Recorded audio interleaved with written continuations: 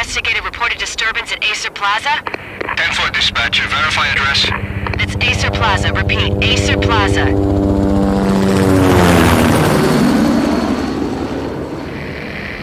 Shots fired on the rooftop. An assault in progress at Acer Plaza. Repeat, an assault in progress.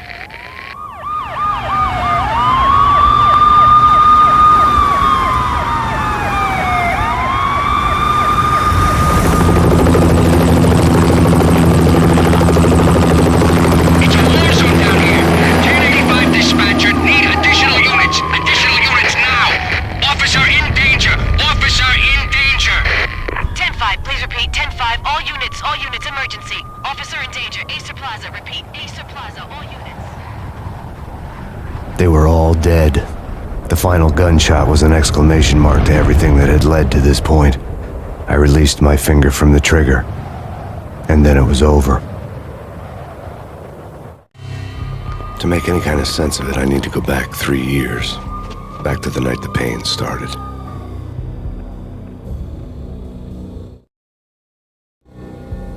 I was still on the force back then. NYPD, Manhattan, Midtown North Precinct, Hell's Kitchen. So when are you coming to work for me, Detective Payne? You'd make me work undercover in some hellhole. Sorry, Alex. Michelle and the baby come first. See? My last smoke. It's bad for the baby. That's you, Max. A regular Boy Scout. See, Alex. Still on for poker Thursday night, right? Like taking candy from a baby. Life was good. The sun setting on a sweet summer's day, the smell of freshly mowed lawns, the sounds of children playing, a house across the river on the Jersey side, beautiful wife and a baby girl. The American dream come true. Honey, I'm home. But dreams have a nasty habit of going bad when you're not looking. The sun went down with practiced bravado. Twilight crawled across the sky, laden with foreboding.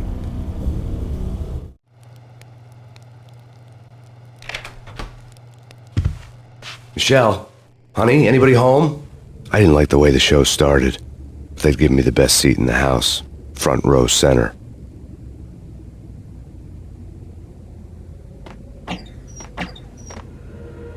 What the hell? Something ugly had been tattooed on the wall, a map of things to come. It was a poison syringe, a magic tag full of diabolical meanings.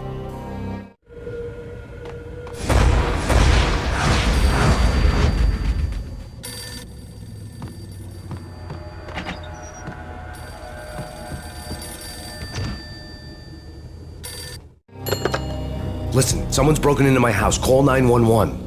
Is this the Payne residence? Yes, someone's broken into my house. They're still here. You have to... Good. I'm afraid I cannot help you. Who is this? Hello?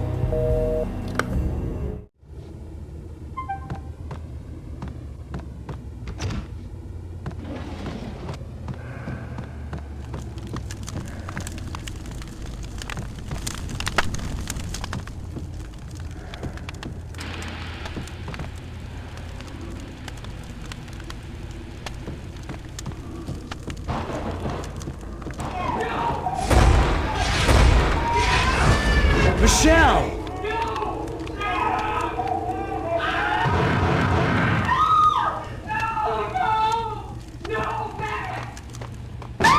Michelle! Please!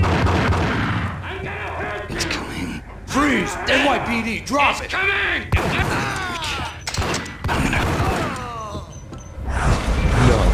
No, please, God, no.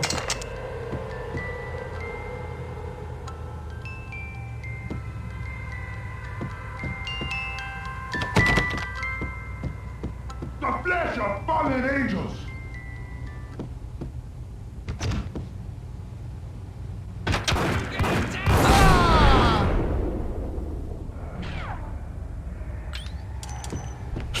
No, God, no, please, Michelle.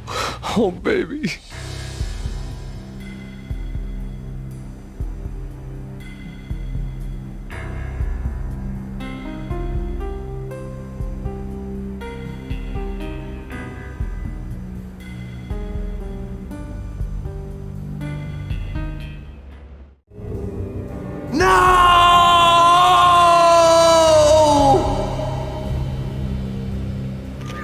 was 3 years ago. Everything ripped apart in a New York minute. The killer junkies had been high on a previously unknown designer drug, Valkyr, V.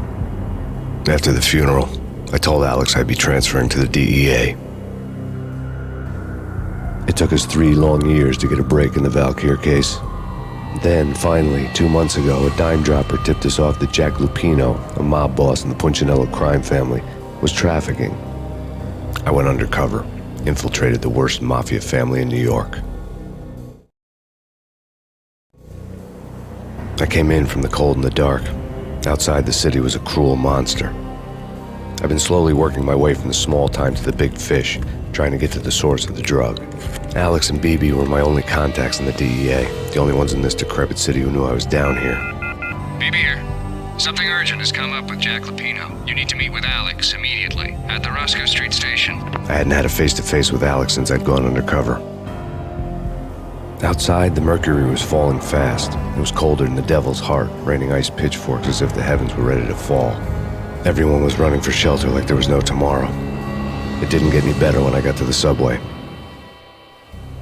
The feeling hit me like a point-blank shot straight in the face. Something was not right about this. My Beretta stirred nervously under my coat, but the train doors had already shut behind me, and I was in for the ride. Next stop, Roscoe Street Station, and Alex.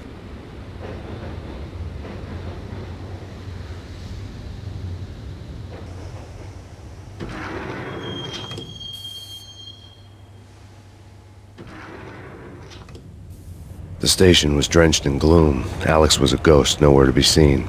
I'd have to look for him.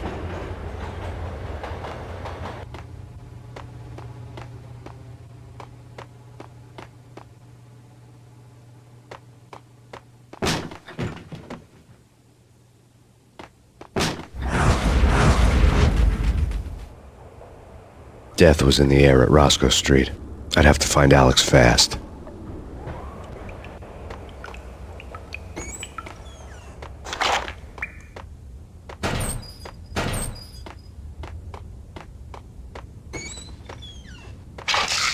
The pills would hold the pain back for a while.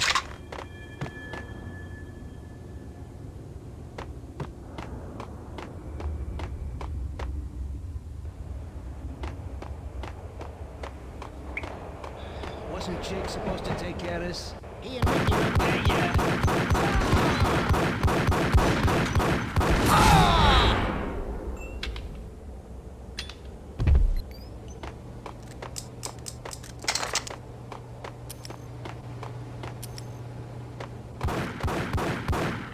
Yeah. What the hell?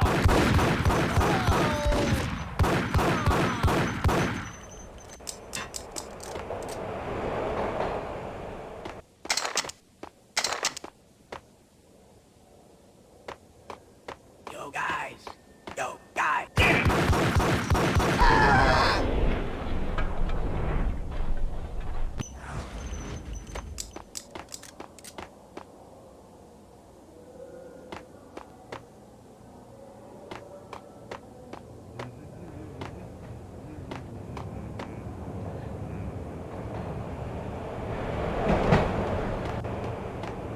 Hold it.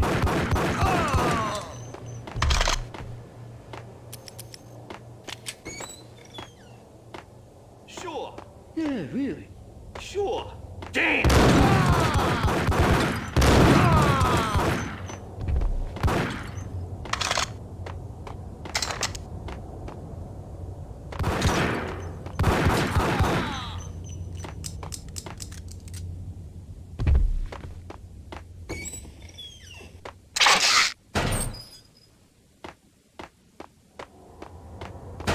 While looking for Alex, I had ended up in the middle of a big-time crime operation.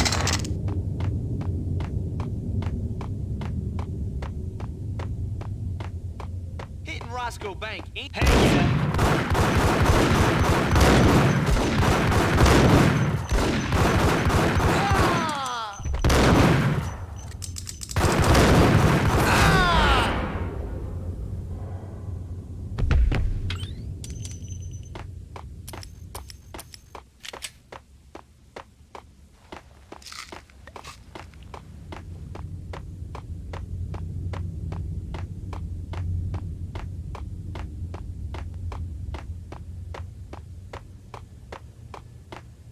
kiss it goodbye.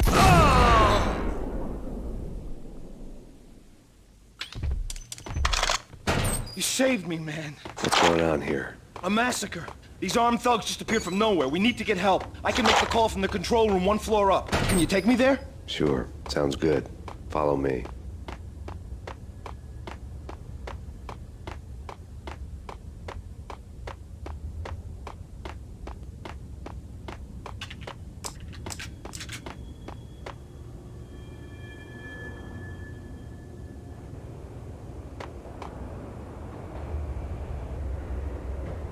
Home free. This way. Hey! Look out!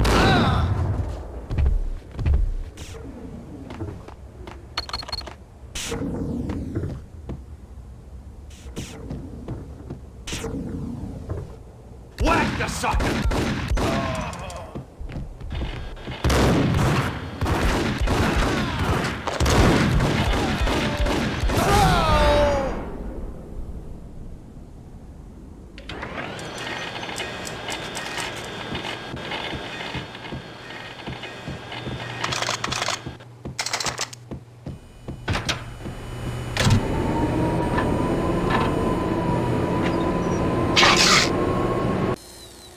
The train lit up like a Christmas tree.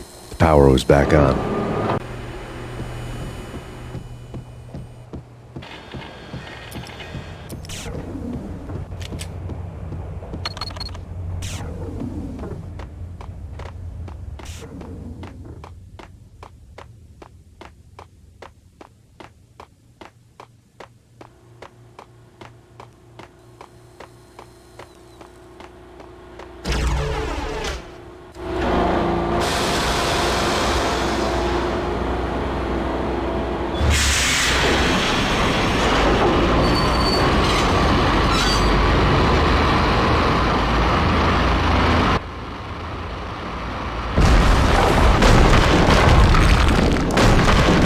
So much for being subtle.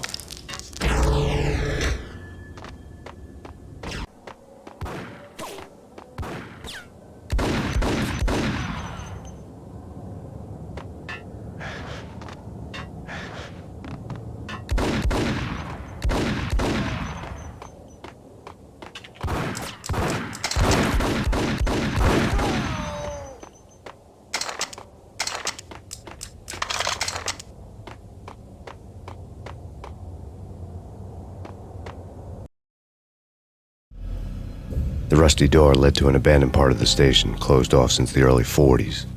Something big was going down at Roscoe Street. Maybe that's why Alex had wanted to meet me here. Maybe not. One way or the other, I was going to find out.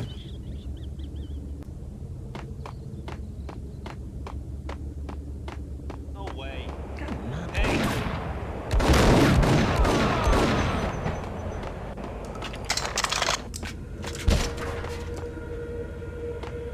Yo!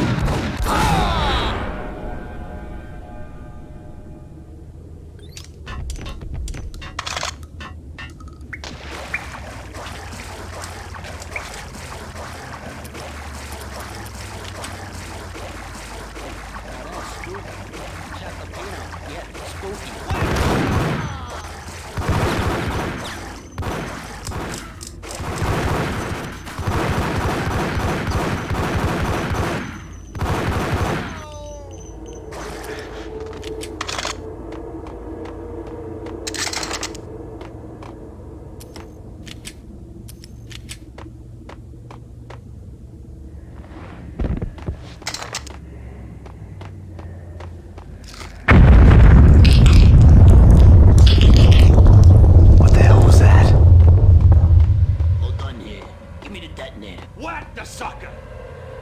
Ah! Whack the sucker!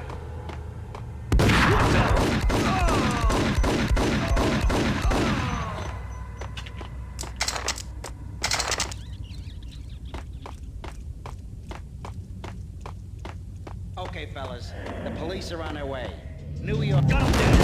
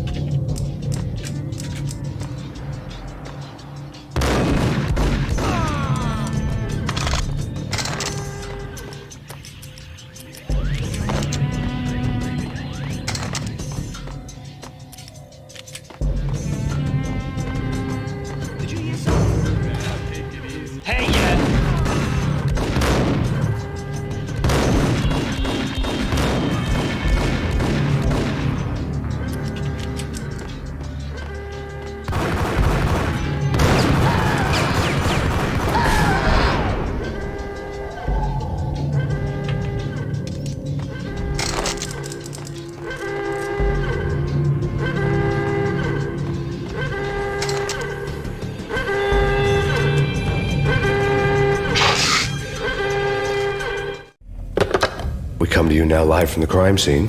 Who is this? Right back at you. This is Deputy Chief Jim Bravura from the NYPD. You are to cease your criminal activities and surrender immediately. Sure thing, Jim. Me and the boys have been talking, and everyone's real sorry. They'll never do it again. Who the hell is this? Being placed at the scene of a bank robbery wouldn't have tipped the odds in my favor.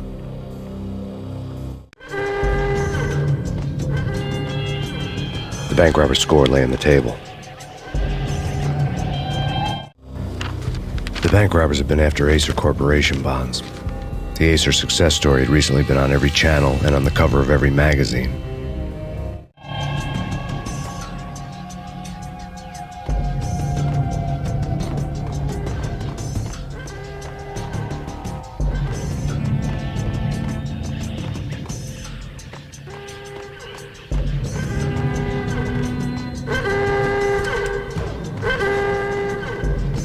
The bank robbers had left their tools on the table.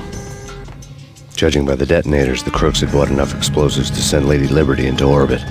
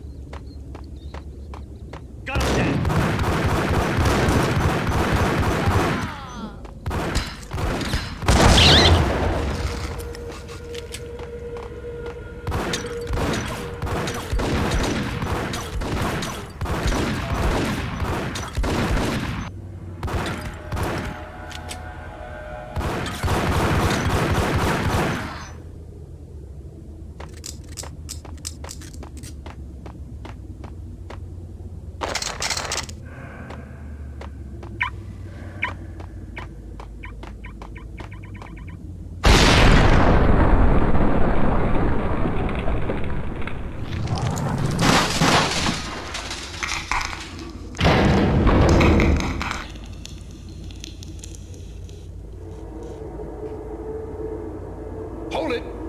Max, Jesus, you almost gave me a heart attack. I nearly shot you. Alex, am I glad to see you. What the hell's going on? There are more corpses here than at the city morgue. It's an armed robbery, a tunnel job straight to the Roscoe bank vault through the old station wall. Is this why? This is Lupino's gig? This is Lupino's doing? Lupino's men? Really? You sure know how to pick a place? Can you get through? No, it's locked. We gotta get out of here. If it's Lupino, it's... Alex? Alex! There was nothing I could do. He was dead.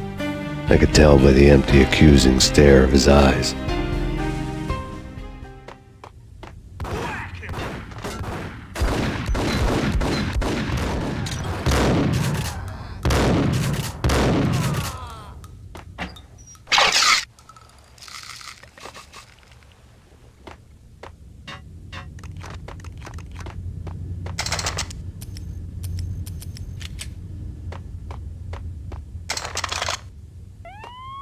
Let's get the hell out of here! What the?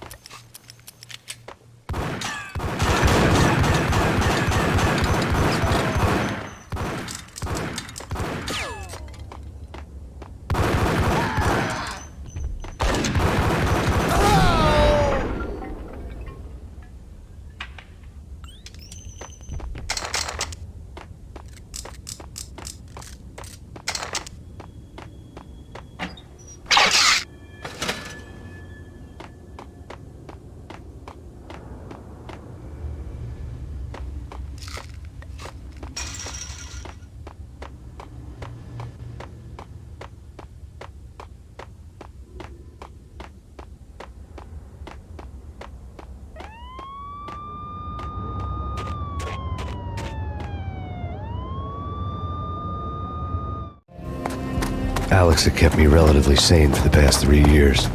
Now I didn't know how I felt. Somehow he had stumbled upon something big and ended up stepping on Jack Lupino's toes.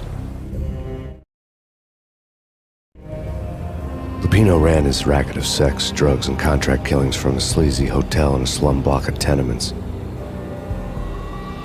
The NYPD was closing in. I could hear the sirens. Their wail was a crescendo. Lupino thought he could get us by taking Alex out and leaving me to take the fall for it. All he had gotten was my attention. I went for the hotel first. It was a sad old thing with flickering lamps and faded colors, cheap mobster punks and tired-eyed prostitutes. I walked straight in, playing at Bogart like I'd done 100 times before. The place was run by a couple of murdering mobsters with shark smiles. The Finito brothers. Ladies and gentlemen, it's the pain in the butt. Pain to the max. You're killing me. Did you make that up yourselves, or you get some wino downstairs to come up with it? Don't answer that. A rhetorical question. I got something for the boss. Lupino around? That kind of depends on who's asking. A friend or a junk squad plan. Don't answer. It's one of them, how do you put it, rhetorical questions. Lupino ain't here, but he said bye. Lupino wasn't in his cheap hotel. Instead, I ran into the Finito brothers. My cover had been blown. The door slammed shut behind me, and then I was dodging bullets like raindrops. Pain in the butt. Ha ha! Pain to the max. Junk squad pain for city point. Deeper, lying down. Bring it in.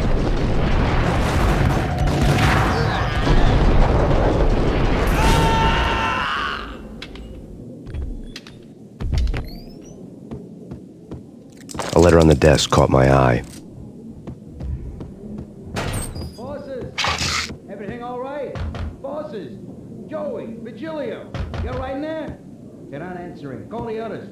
Tell them to come quick. Okay, but we can't wait for them. We gotta go in now. Bosses, we're coming in. It's Payne!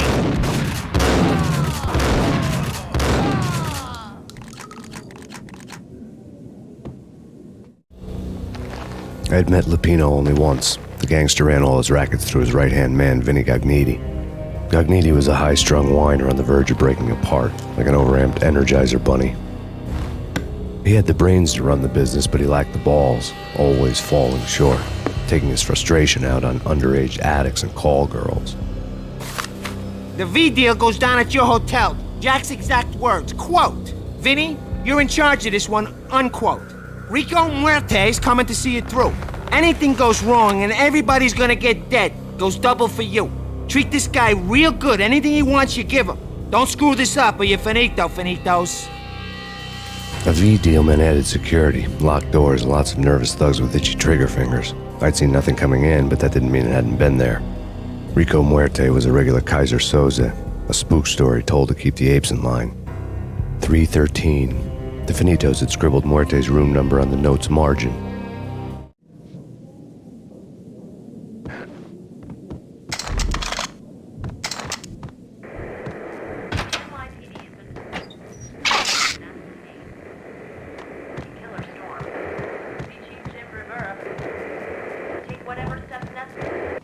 In his press conference today, the mayor stated that Valkyr represents a clear danger to New York and called for drastic actions to eliminate the problem. On today's top story, the Valkyr crisis worsens with the murder of DEA Special Agent Alex Balder. Special Agent Balder had been shot repeatedly from a point-blank range. The gunman has been identified as Max Payne. The noose is sure to tighten around this fugitive criminal as more NYPD units join the search to apprehend him. I had just gotten my 15 minutes of fame.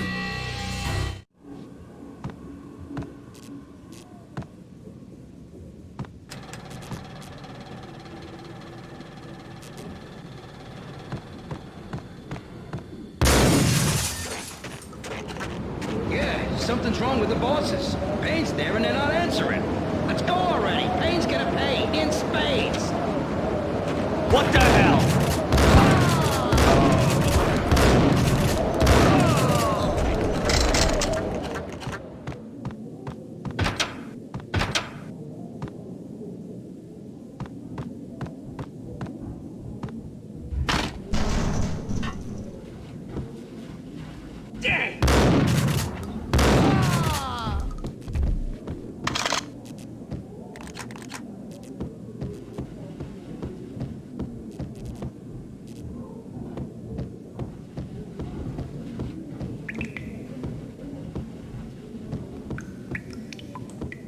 Previously on Lords and Ladies.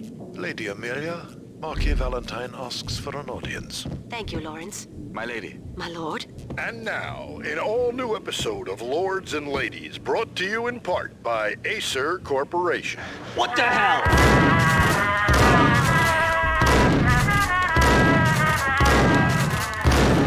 My lady. My lord. My lady, there is a matter of great importance I must bring to your attention. My lord, there is?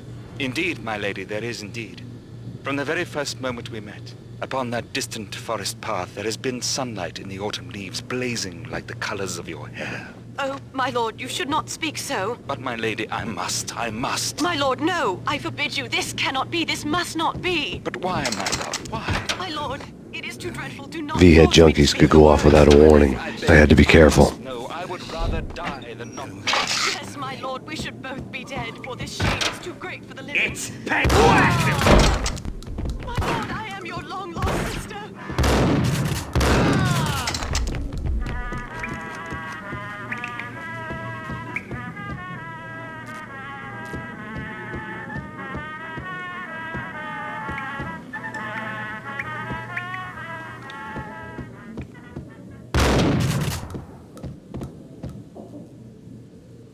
Piece of crap! Oh, careful. It might kick back. Indeed.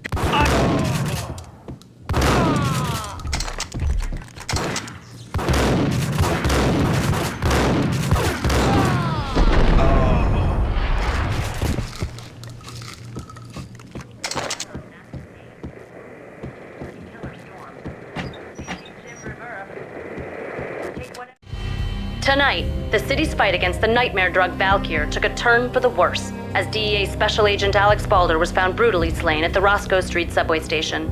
A suspect was seen leaving the site only moments after the shots had been fired, and the NYPD is currently in pursuit of Max Payne, a repeated felon believed to be armed and extremely dangerous. And now the weather. The worst winter storm in recorded history continues to pound the city. Here stated that Valkyr represents the NYPD is out on Max Payne. Killer storm. Chief Jim Rivera. Take whatever steps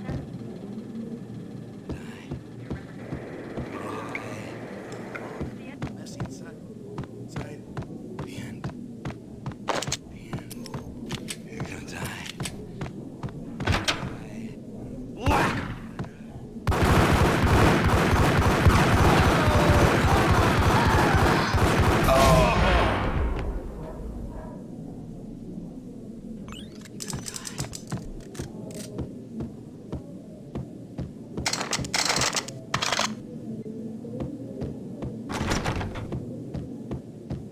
I'd found Muerte's room.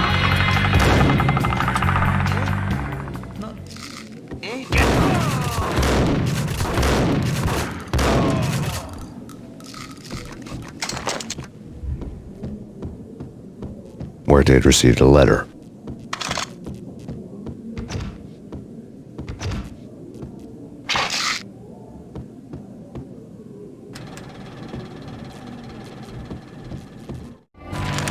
Our investigation had turned up nothing to link Angelo Punchinello, the head of the Punchinello family, to Valkyr. All tracks had ended with Jack Lupino. The letter in Muerte's room was signed by the Don himself. It was the first hint that the Kingpin knew what was brewing inside his syndicate. The trouble you got into after the Chicago screw-up. The Punchinello family bailed you out. You have been waiting for a chance to pay us back. One of our trusted boys has a monkey the size of King Kong on his back. And we need your special skills for backup on a major deal. Collecting evidence had gotten old a few hundred bullets back. I was already so far past the point of no return I couldn't even remember what it looked like when I had passed it.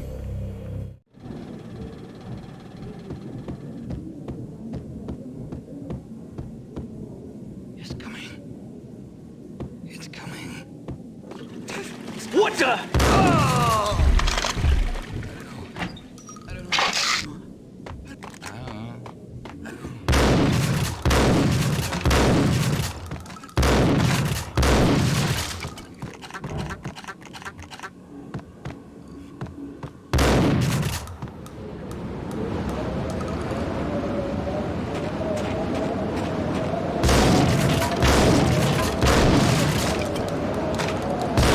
I didn't want to know what had happened here.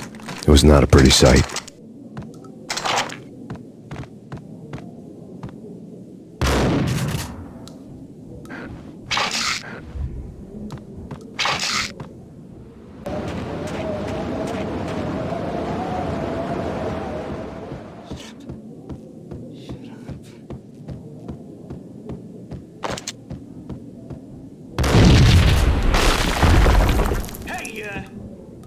Told you, goddamn. Hey,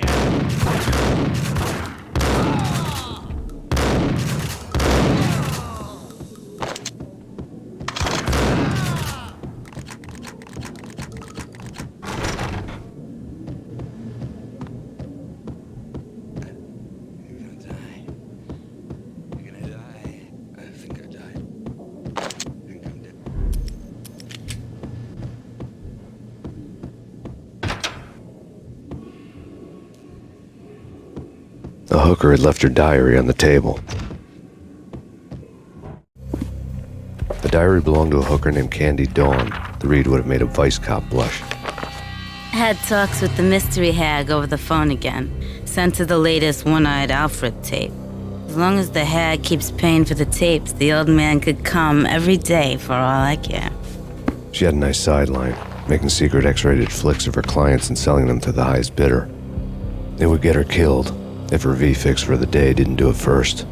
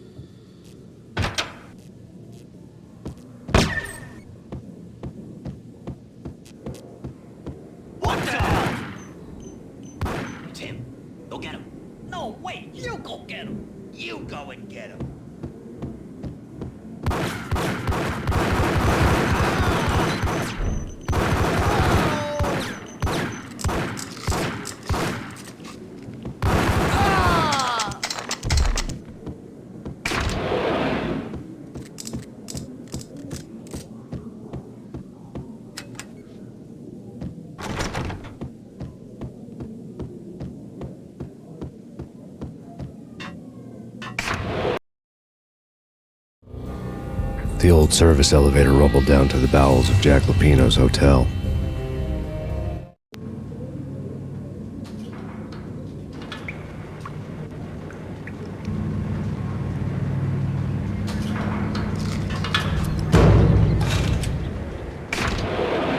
It was freaking crazy. The cops were doing a full-scale siege next door. More traffic than rush hour. I mean, bleeding bastards running back and forth. Whack!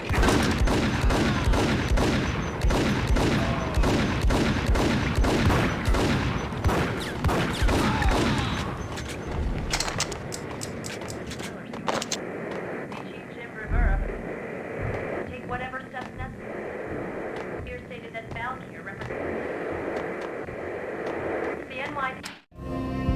A winter storm warning is in effect in the whole tri-state area, as both freezing rain and heavy snowfall continue. Many roadways are already closed, and people are advised to stay indoors. The severe blizzard has ravaged New York for 3 days now, with no end in sight. We'd been snowed from the start in the Valkyr case. The forecast said there was plenty more where that had come from. But the snowbound city was on my side. Less chance of innocent bystanders getting caught in the crossfire.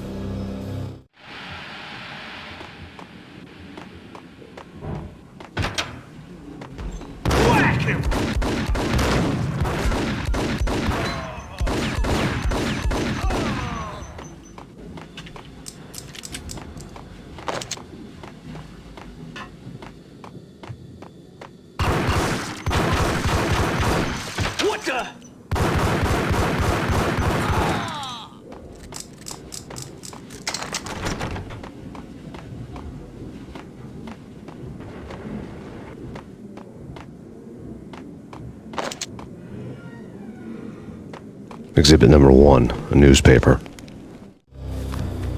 A dead man tied to a chair lay on the boiler room floor.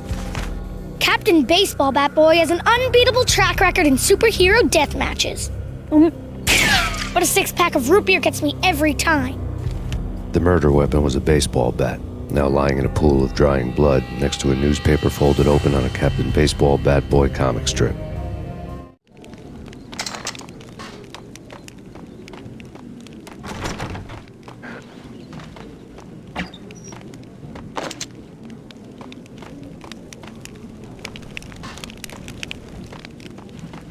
Take vampire movies. Why are they always set in L.A. or Mexico? They can't even get a tan. If I was a bloodsucker, I'd move to the North Pole. Get him!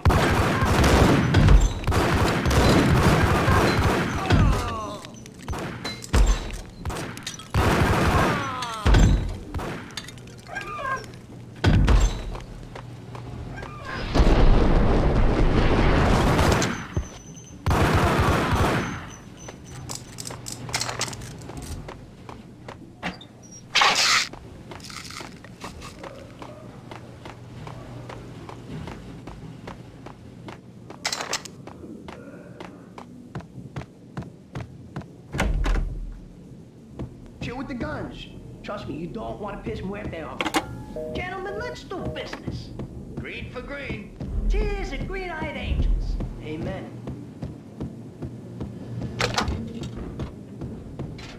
The door was locked. I'd need a key to get through.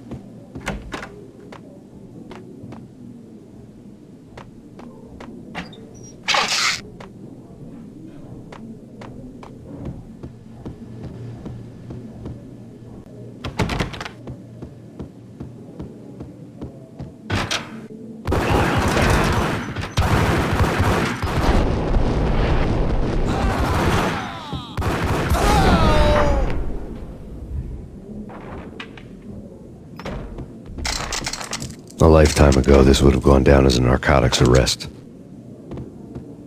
There was a key on the table.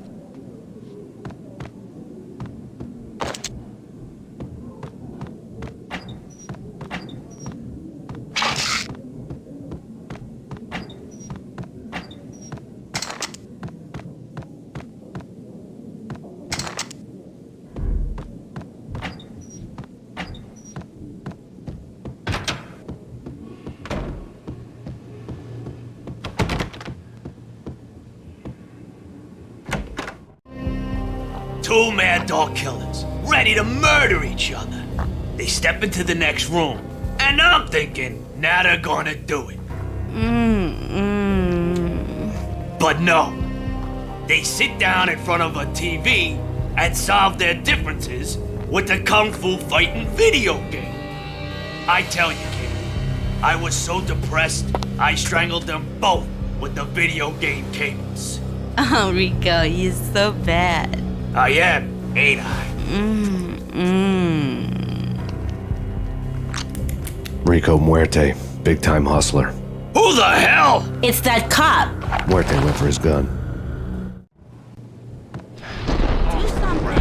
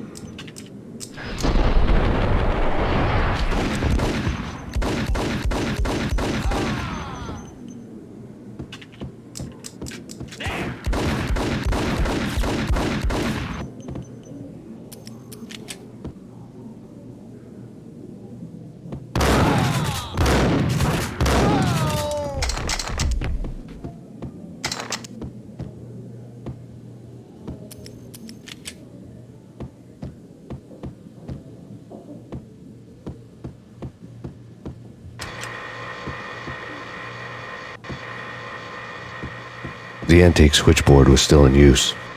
There was an old telephone switchboard in the back room of the reception area, the kind that made phone tapping child's play. It It wasn't hard to picture a fat pimp sweating with headphones on, listening to his hookers talk dirty and fake orgasms over a web of party lines, the blood veins of New York. Right now, there was a different set of moans and groans going on. Boss, Corneli, this is Max Payne. He came, started capping us. He killed him. Are you freaking kidding me? He's just one lousy cop. You better be freaking kidding me. Whack him. What's the freaking problem? Hello?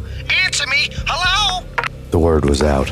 A deadly virus released into the city's corrupt circulatory system. Something wicked this way comes. Max Payne at large.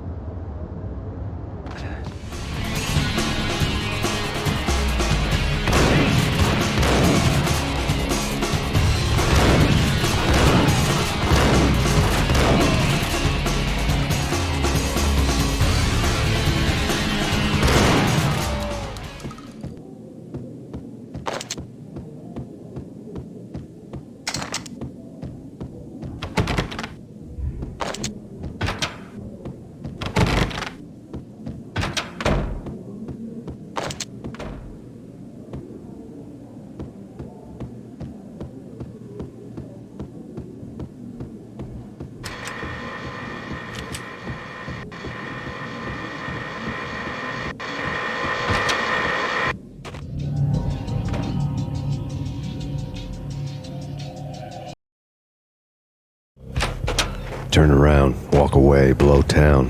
That would have been the smart thing to do. Guess I wasn't that smart. Lupino's tenement buildings were a seedy hangout for all kinds of sleaze. A liquor store, a pawn shop, a laundromat full of mobster bookies and loan sharks. The list went on. The how and why of it was a mystery to me, but they knew I was a cop. They knew I was coming, and they were going to get real trigger-happy about it. I got to see Lupino's hangout all lit up. A bomb went off, turning snow into liquid gold. A pillar of fire lifted the remains of a car straight up into the air. The flames were highlighted on the hood of a black Mercedes-Benz as it coasted down the street real slow, as if the driver didn't have a worry in the world. I got a good look at the man riding shotgun. It was Vladimir, the head of the local Russian mob, the fly in Don Punchinello's soup. The ringing in my ears was the sound of a mob war being waged.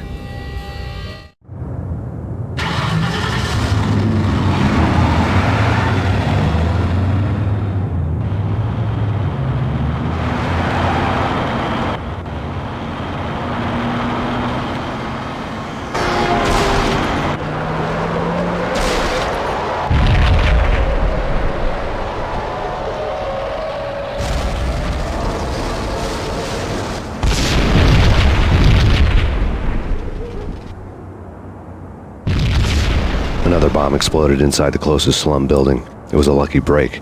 The goons inside were spooked, but luck always came with a price tag. More bombs could still be ticking inside, and the cops would already be on their way. Jack Lupino's suite was on the top floor.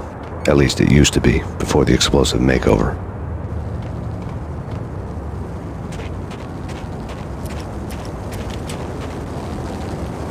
I don't know, man.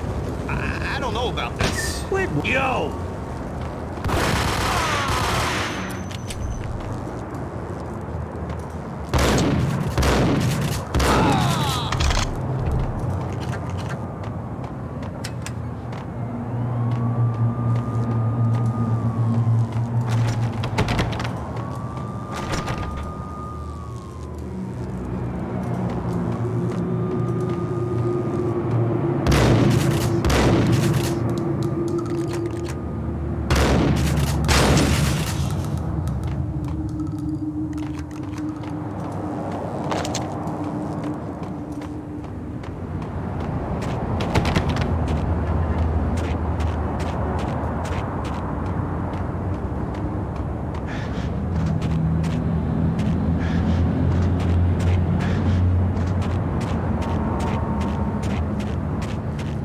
headlines were a depressing read.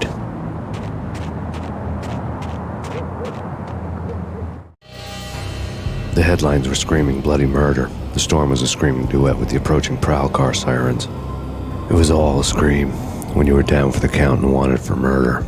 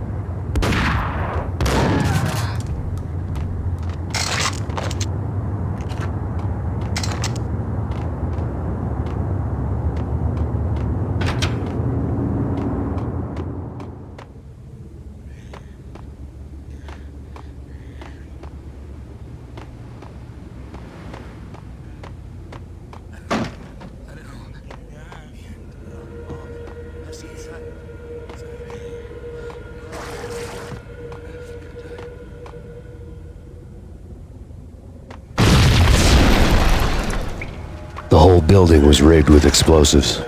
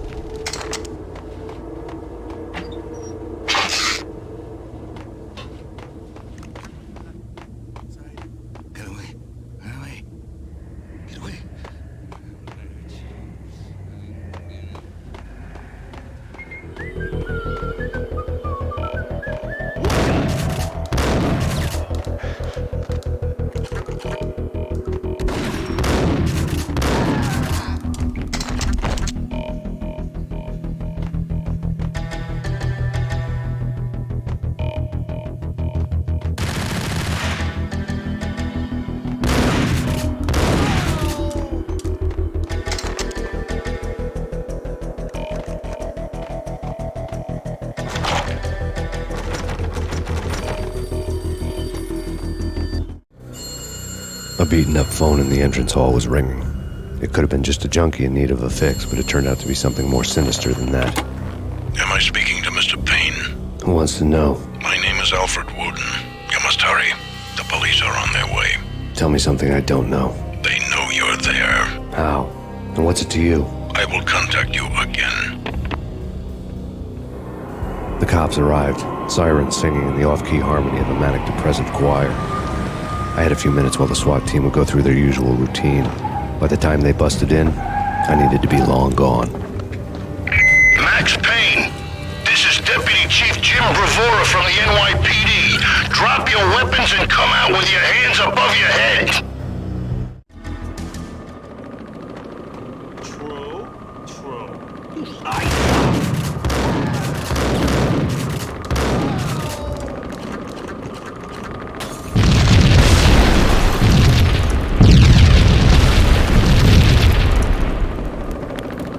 A locked door barred my way. I needed a key.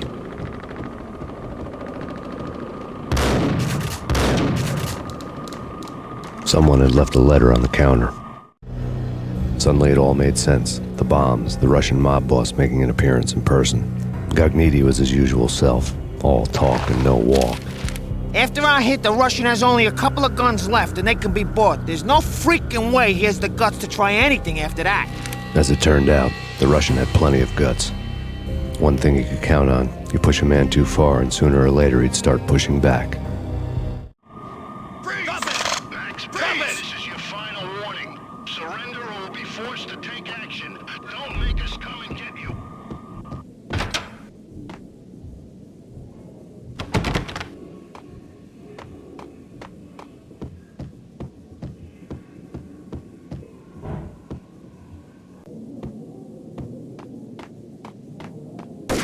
There was a key on the shelf.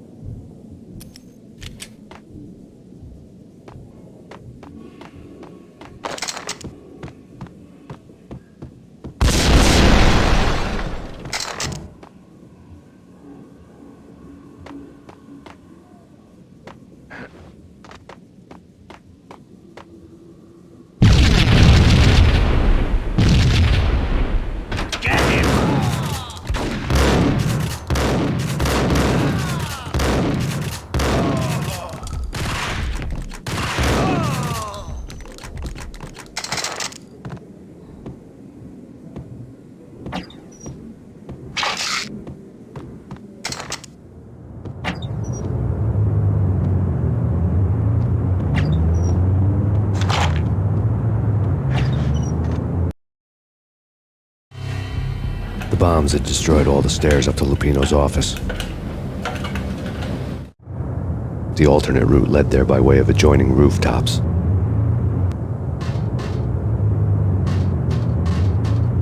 It's never been this cold. Never ever.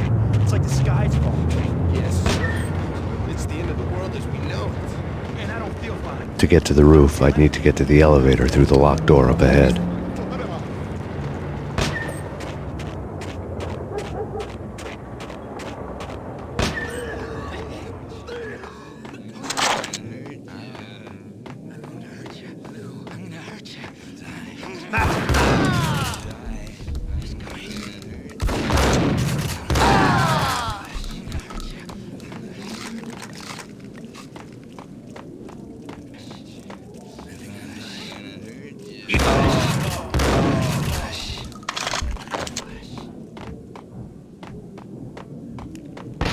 No, don't shoot. You know the clowns at the laundry? Me? No. You're no good to me then. What? No, the laundry, yeah. I know him, yeah.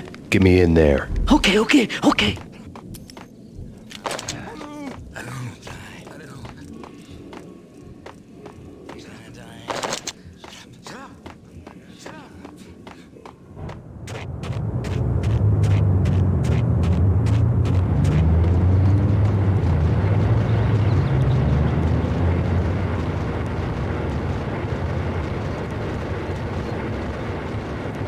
It's me. Open up. Let me in, quick. Not so fast. The password. John Woo. Come on. Okay, John Woo. All right. Come right in. It's a trap!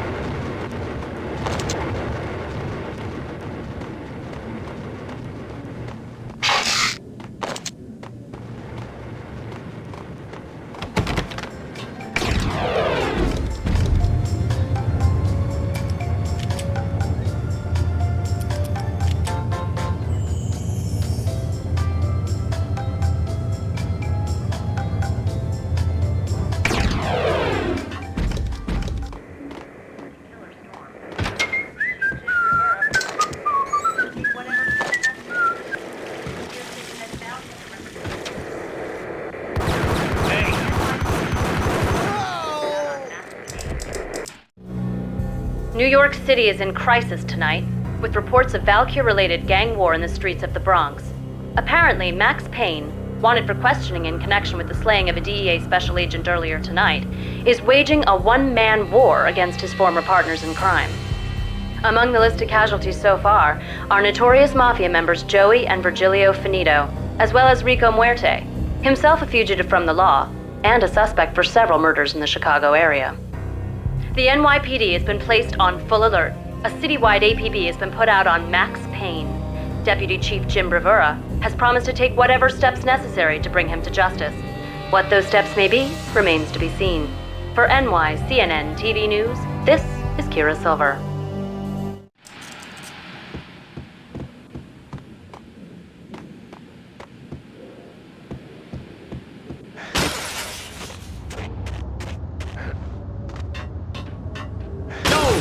Address unknown. I don't want to go there. It's the last place I want to go. But that's where I was living. Only, it's not me, a flamingo, but someone who looks the part down to the finest detail. Except that he's evil. I'm hiding in the shadows.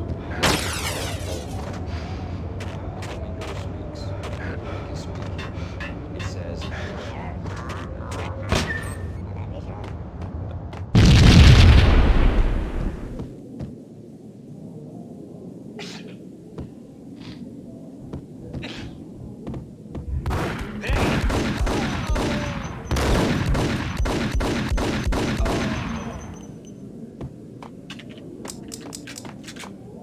Red, blue, or green? It's always red or blue in the...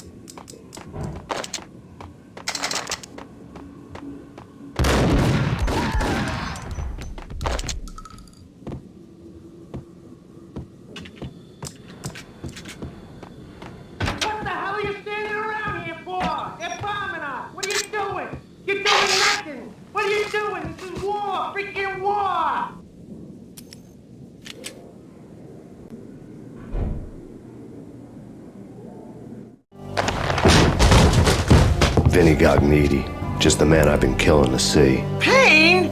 Freaking fed! I knew from day one there was something screwy about you. What do you think you're doing? You're a freaking cop. You ain't got squat on us. You can't just come in here waving your piece like it meant something. Yeah! Oh my God! Oh God, you shot me! Ah! You're dead, Payne! What the hell are you waiting for, you apes? Kill him! Kill him! With pleasure, boss. Gognitti bailed. I made like Chow Yun Fat.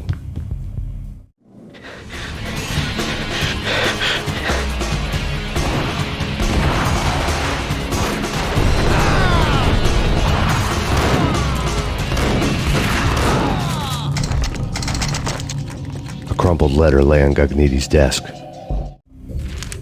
The letter was addressed to Don Punchinello, but Vinny had never had the nerve to finish it. Jack's gone voodoo. Just the other night, he shot Dino because he wanted to see what his brains looked like splattered on the wall. He's a freaking mad dog. We're running out of men and business fast. Gognitti had been living in mortal fear of his boss. Jack Lupino was a psycho.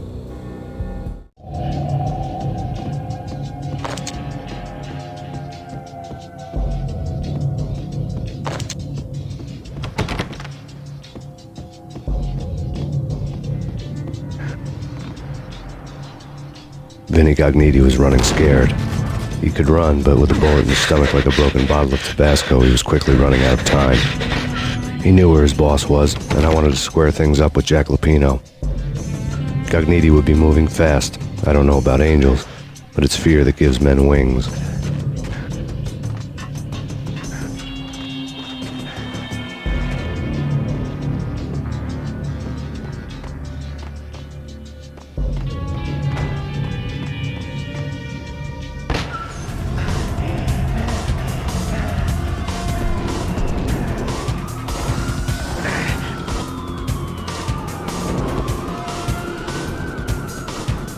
Gognitti hitched a ride. To catch him, I'd have to follow his lead.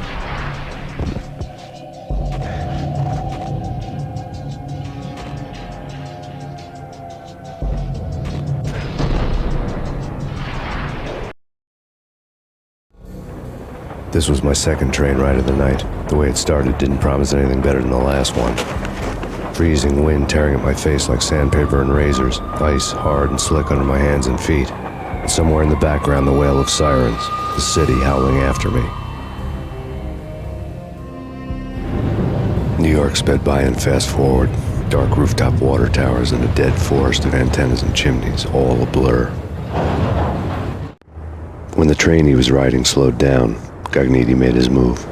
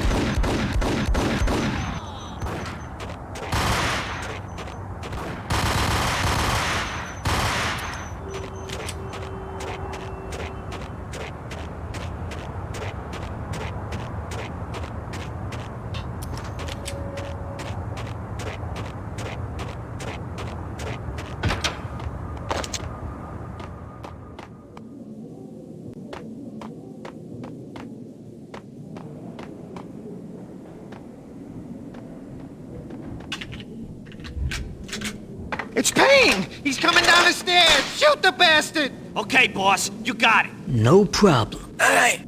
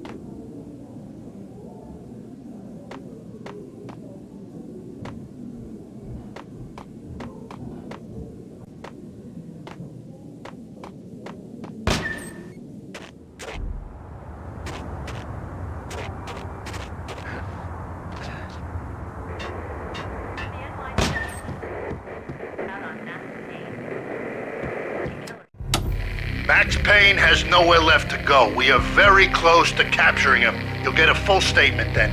Right now, I've got better things to do, ma'am. That was Deputy Chief Jim Rivera from the NYPD with no further comment at this time. Apart from his suspicious food habits, I figured Bravura to be one of the good guys. Fate had just dropped us on different sides in this. But when it came to capturing me, he was way out of his league. I had already ditched the cops a couple of rooftops back. For now. I can hear him. Leave the gun, point at the door.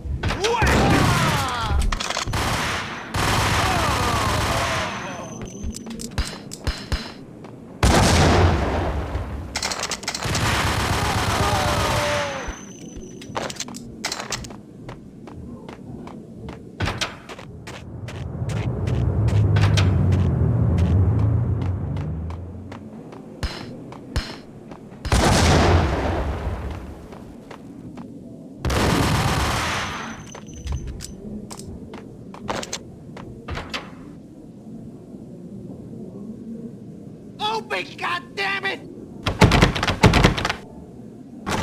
Payne! I'll kill you, you lousy freaking cop!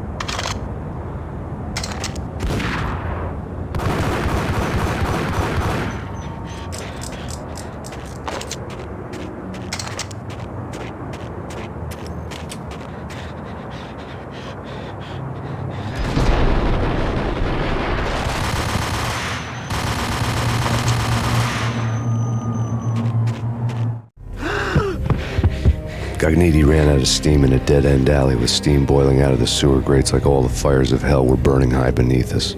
It was shakedown time. Where's Lupino? Screw you! Bad start, Vinny. Ah! Police brutality! I rate pretty high on that. You can't just hurt me in cold blood? Just keep telling yourself that. Listen good, Candyman. I'm not gonna be anybody's fall guy. I want to know where your boss is hiding. There was no glory in this. I hadn't asked for this crap. Trouble had come to me in big dark swarms. The good and the just were like gold dust in the city. I had no illusions. I was not one of them. I was no hero. Just me and the gun and the crook. My options had decreased to a singular course. I'll tell you, just don't hurt me no more. Lupino's at Ragna, the nightclub. Book me, take me, hold me to the freaking jail, just don't hurt me. Your rights will be read at your funeral. Ragnarok was Lupino's private nightclub, a den of drugs built into an old theater. I knew what waited inside. V had junkies ready to explode in random acts of senseless violence, and Lupino's goon squad, the worst stone-cold killers this side of hell. Ragnarok was as inviting as a headache, flickering and flashing to a machine gun beat. The belly of a nightclub was a gothic theme park that began with bondage games and led to the nasty stuff from there. As subtle with its dark message as a cop killer bullet through the heart, like father, like son, just like Jack Lupino.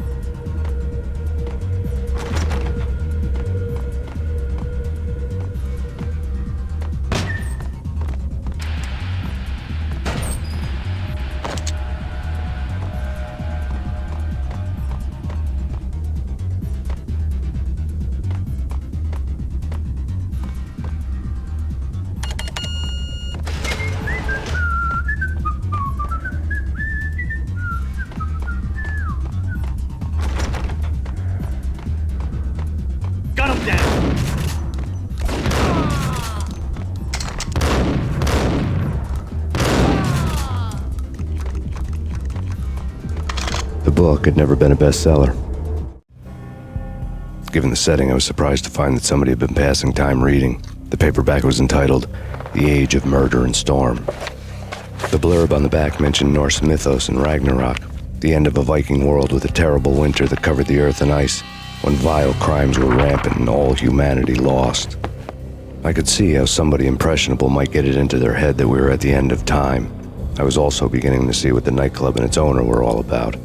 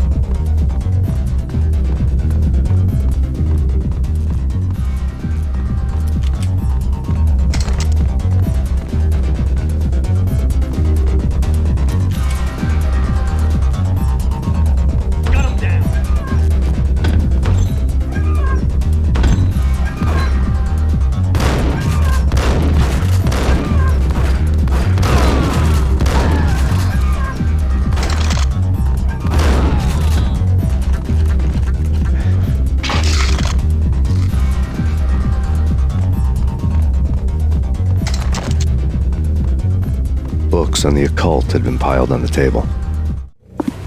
The room was stacked with light reading, such as Necronomicon, Witchcraft, and Paradise Lost. Old exotic titles like Malleus Maleficarum and De Umbrarum Reini Novum Portus. Books with pentagrams on their covers, all dealing with the occult and the infernal, lying between stacks of horror videos and a couple of Ouija boards. The only thing I could take seriously was the thought of Lupino taking it seriously. He had been spending a lot of time getting intimate with the guy downstairs.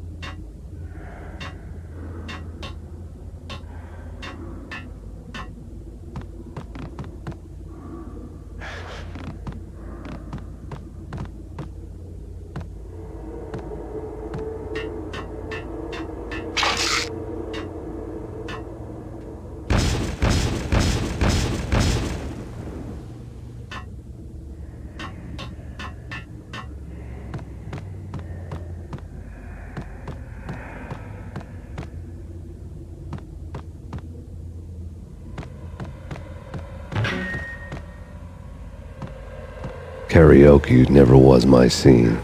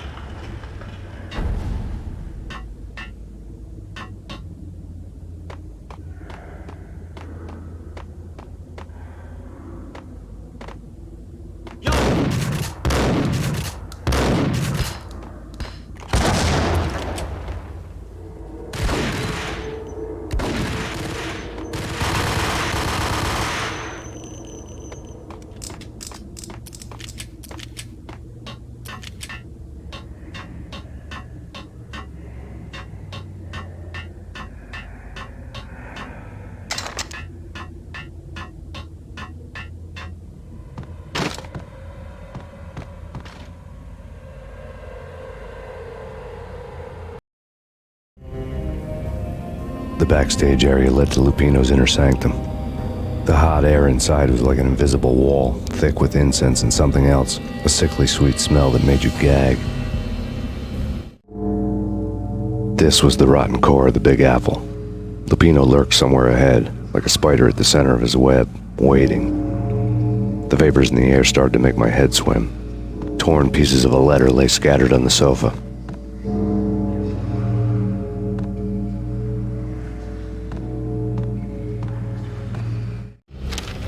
Punchinello had threatened Lupino in writing. The note had been torn to pieces, bloody fingerprints all over them. Don't want you to think that one of my boys is not playing with a full deck. Shape up, Jack. We are running a business here. I'd hate to send the trio to strong-arm you. The trio were the Don's notorious henchmen. It was obvious that Lupino hadn't been intimidated by the threat. Lupino's notes covered the table.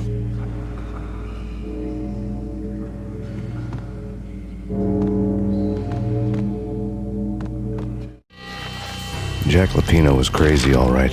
The table was scattered with notes of demented arcane nonsense written in rusty blood, a mishmash list of demons, devils, and dark gods evoked. Beelzebub, Asmodeus, Baphomet, Lucifer, Loki, Cthulhu, Lilith, Hela, blood given to you all. He was after that old Faustian deal, your soul for power and fortune. Just sign on the dotted line with your blood. Lupino's notebook lay on the pedestal. Jack Lupino was crazy, all right. Mythic wolves, let loose to devour the sun and the moon. Lupino is the wolf.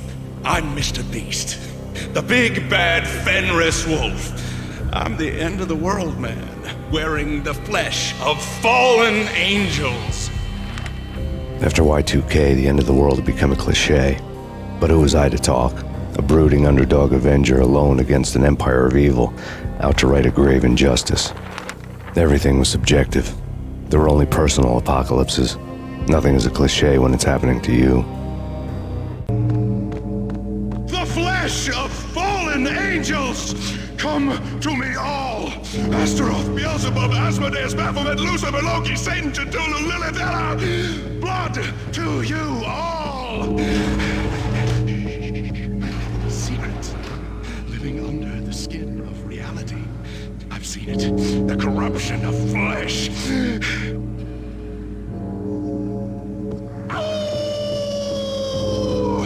I'm the wolf! Yeah! I am the wolf! It's close. It's coming. You have come. A witness to the end of time. It's now! I will rise to her side! I don't need the words! I'm beyond the words!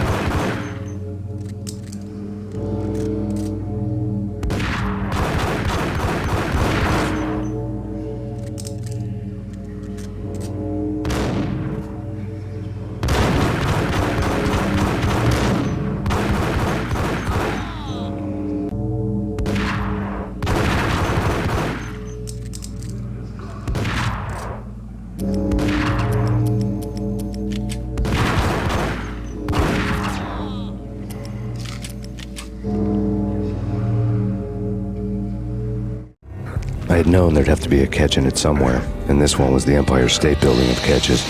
Lupino was pumped up and dying to go 15 rounds with a mutant alligator. And then he started this spooky monkey talk, straight from a bad dream. Mine. I have tasted the flesh of fallen angels. I've tasted the devil's green blood. It runs in my veins. I've seen beyond a world of skin, the architecture of blood and bow and arrow. Death is coming! She is coming, and hell follows with her. This is the twilight winter. I am ready to be her son. Her time is now, and all who stand in her way must die!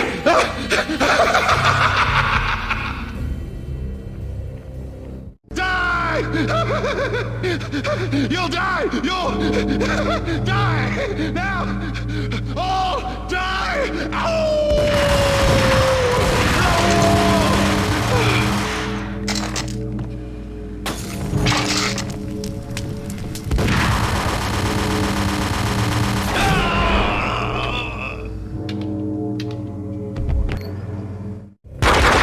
When Lupino finally went down, I wanted to make real sure he'd stay that way. V was a bad monster. Turned them into friggin' zombie demons from outer space. I think he's dead already. Huh? And that's when it happened. But dead or not, you've got the wrong guy. In stepped this knockout femme fatale holding a gun to my face. I returned the favor. Lisa Punchinello. Lisa Punchinello was the Don's wife. Mona Sachs, Lisa's evil twin. Your safety's off, evil twin. You might hurt someone with that gun of yours. Lisa's the damsel in distress. I'm the professional.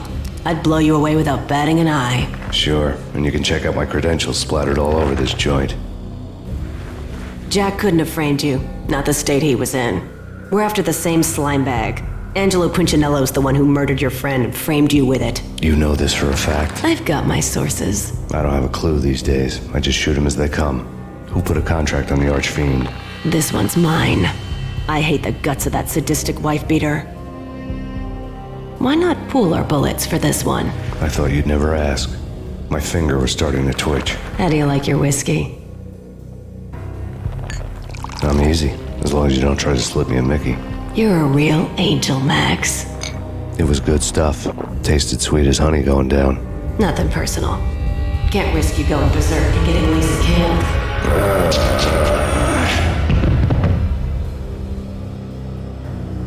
The nightmare was always the same. Violent shapes moving in darkness, old and ugly. The killer's mad laughter was a riddle filled with wicked innuendo.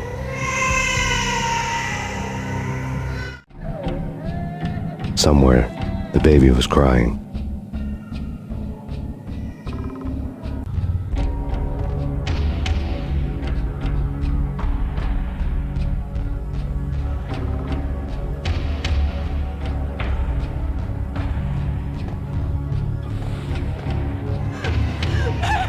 No, please, Max! Why? I didn't mean to.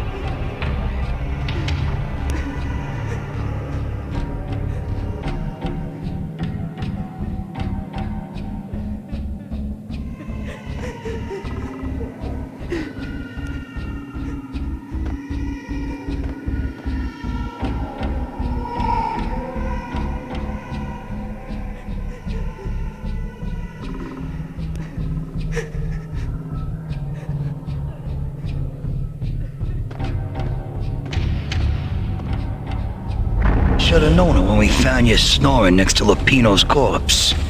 A comedian, huh? The pictures were filled with good old times. Alex and I had a few moments of glory between us. Crime-fighting comrades, The best in NYPD DEA collaborative team. Good-hearted macho bullshit like that. I would have given anything to have him here as my backup. No such luck. No luck at all.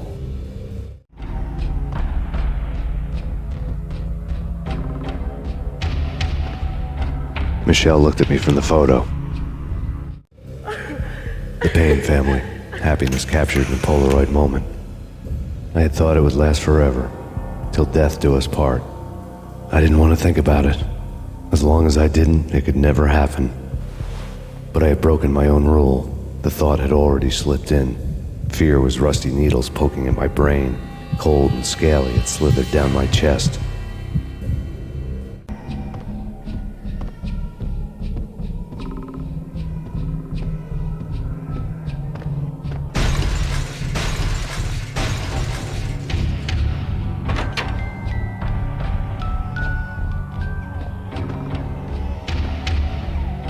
I really love to watch cartoons. Captain Baseball Bat Boy's my favorite.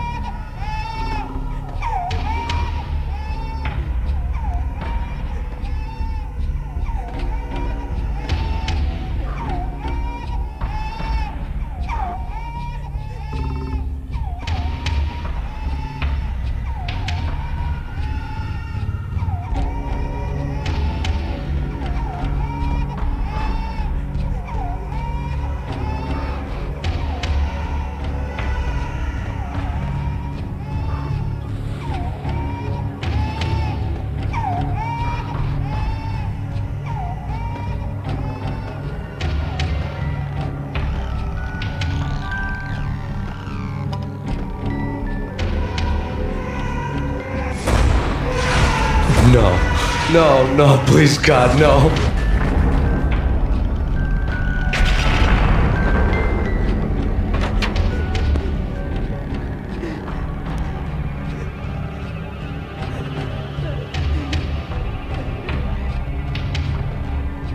Slice 'em, dice 'em, shoot 'em full of holes, blow 'em to bits, vaporize 'em, disintegrate 'em. No matter what you do, they'll still be back good as new. Michelle's diary lay on the table. Michelle was working part-time in the district attorney's office. Her diary was open on today's entry, her handwriting all pretty curves.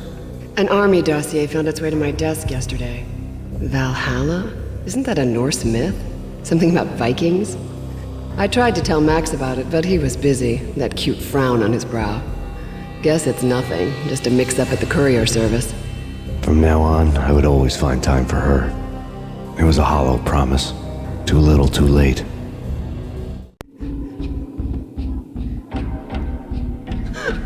Max, no, please, Max. Why? I didn't mean to. I'm sorry.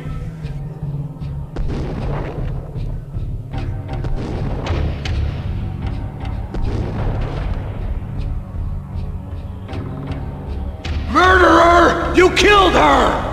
Nothing like that ever happens in the real world.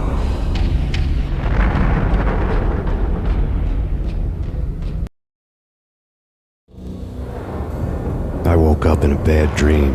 My head felt 2 sizes too small for my brain. Max Payne. I envy your name. And the killer was smiling. Pleased to meet you. I'm Frankie the Bat Niagara.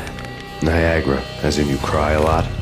He had a baseball bat and I was tied to a chair. Pissing him off was the smart thing to do.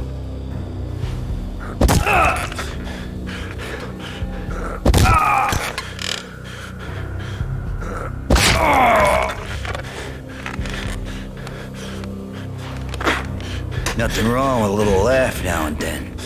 Take me, for example. I love to watch cartoons. Cartoon violence is a fascinating thing. Let's take a break. I need to take a leak and maybe grab a cold one at the bar. Don't worry. I'll be back to finish this off. And then, it's checkout time. You play, you pay, you bastard. He swaggered out, and the door clanged shut behind him, locks clicking into place. Everyone makes mistakes. Mine hadn't been to crack jokes about the goon with the bat. He'd have cracked my skull regardless. It hadn't even been to trust a girl with a gun. I had blindly gone after the first bad guy on my hit list when I should have been aiming further up the ladder, at the head of the Punchinello family. I couldn't bring myself to be pissed at Mona. Guess I had a soft spot for her pretty face.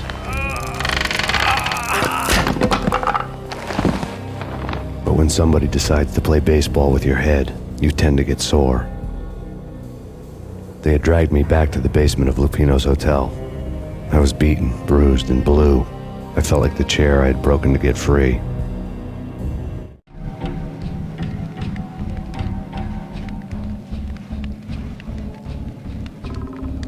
All I had was Niagara's bat, sticky with my own blood. Without a gun, I'd be no match for Frankie's men. I'd have to play hide and seek with them. It's tough. We'll take care of it. Yeah, I know. Just I would. Hey,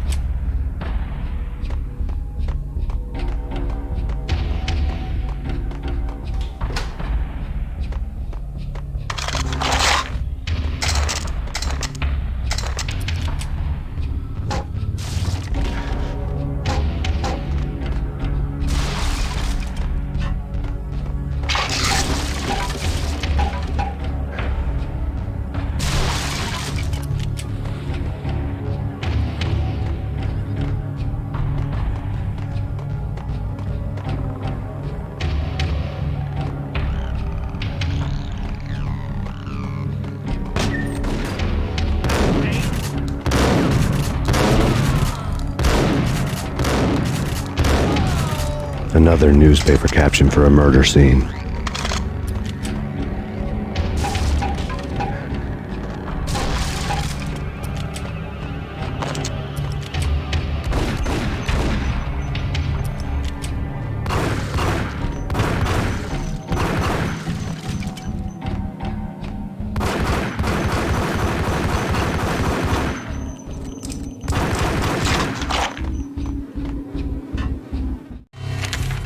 Frankie had left his calling card, a Captain Baseball bat boy strip, next to a sewer passage filled with bodies. You'd better not mess with Captain Baseball, Bat Boy. Even my arch enemy, Bicycle Helmet Girl, swoons at the sight of me. Aha! There were enough corpses to put a mass murderer to shame.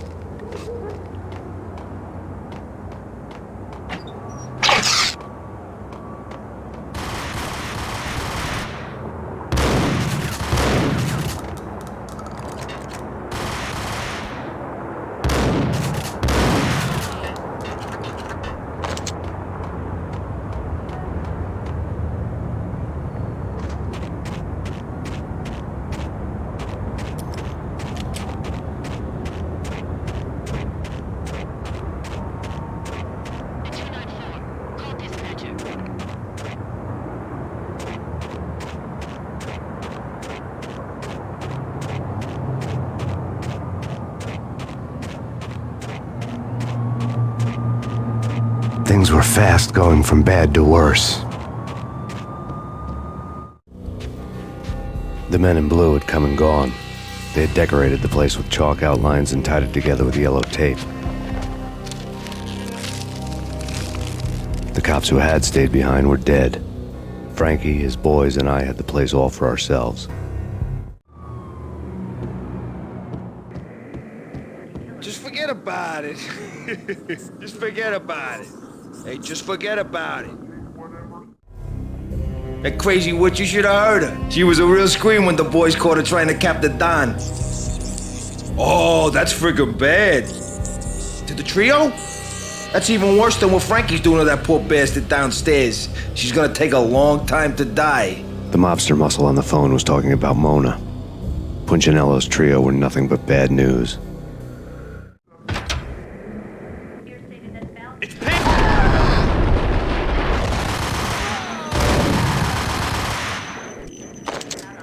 More evidence that Punchinello didn't like me much. The fact remains that all the victims so far identified in the Ragnarok shooting have been known criminals, many of whom had large doses of V in their blood. Reliable sources say that Max Payne was also among those killed, although no body has been recovered at this time. Reliable sources. That meant somebody thought the Mafia had me, didn't want the cops snooping around anymore. The body would be delivered to them barely recognizable. Case closed. Don Punchinello had the power to be that reliable source, which was no news, but his news was old news. Framing me hadn't been enough. Don Punchinello had put a hit on me. He wanted me dead, and it had been important enough for him to give written instructions to Frankie about it. Max Payne should die like a dog for the trouble he's caused. Frankie, I know I can trust you to give this matter the dedication it needs.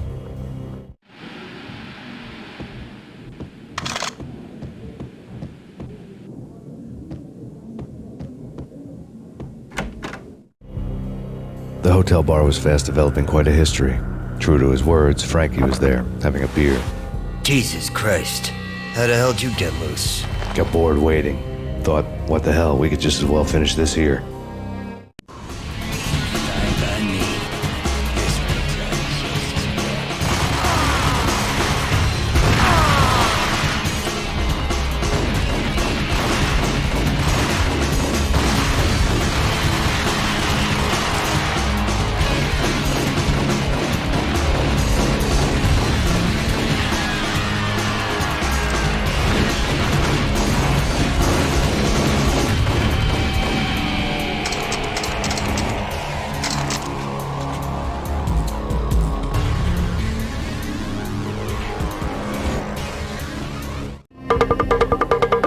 Thank you. You've been a lovely iron.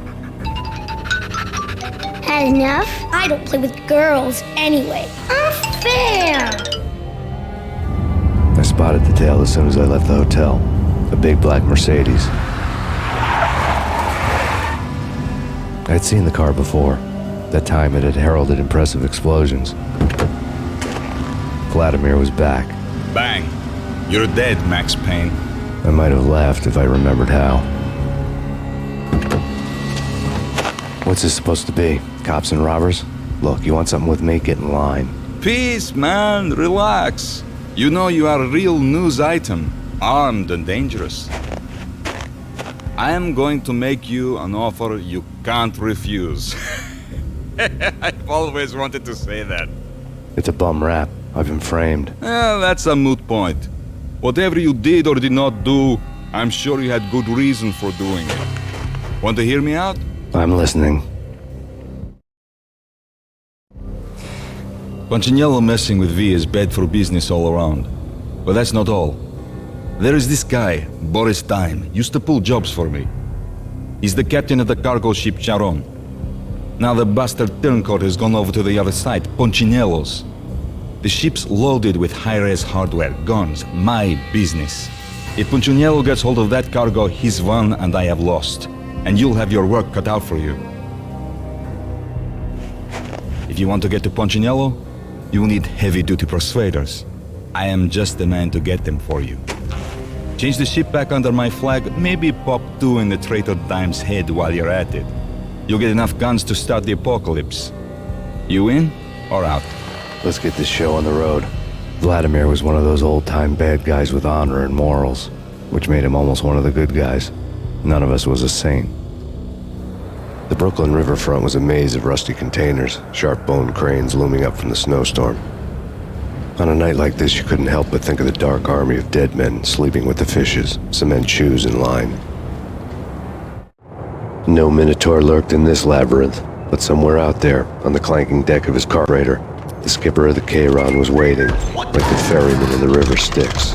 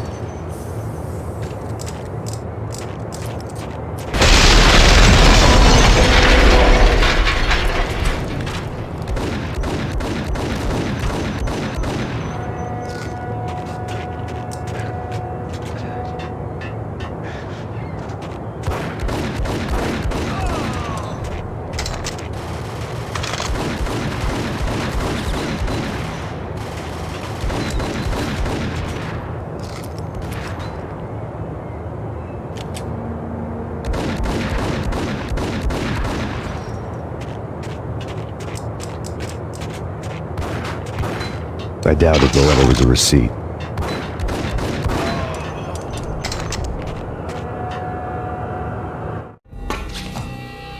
Rico Muerte had come to town to do more than just sort out family troubles. Exhibits number 1, 2, and 3. A briefcase of money, a sniper rifle, and an envelope with one word neatly printed on a folded piece of expensive paper. Mayor. It didn't sound like a mafia contract at all. It was too cold and too to the point.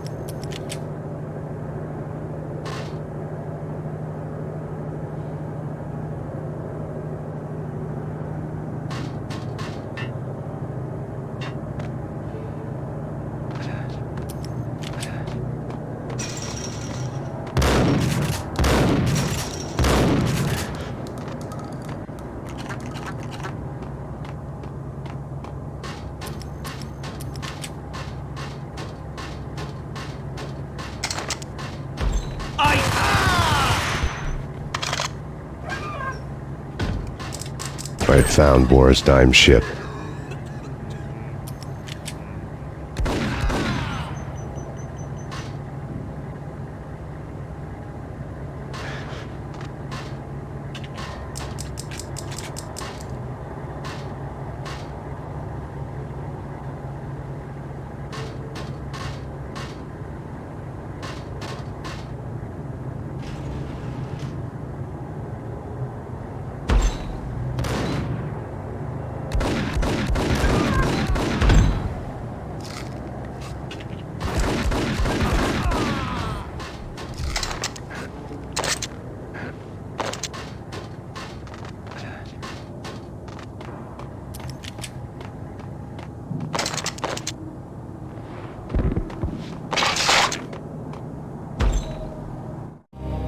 Rust had crept over the sides of the cargo steamer a long time ago.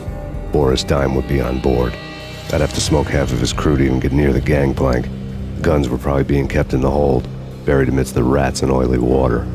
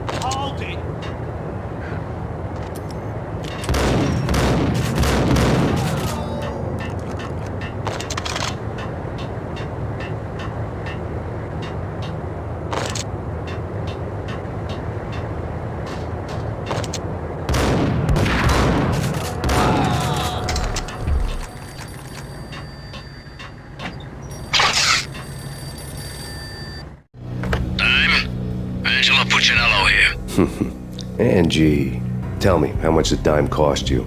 I bet it was more than his name. Max Payne. Right the first time. You're dead, punk. You sure you're not confusing me with Boris here? But you are right, of course. Pretty soon we should get together and have a talk. You son of a... Pissing Punchinello off was a dangerous game, but when people get mad, they make mistakes. I should know. That's where I wanted Punchinello, mad enough to trip over his own feet, preferably into a grave.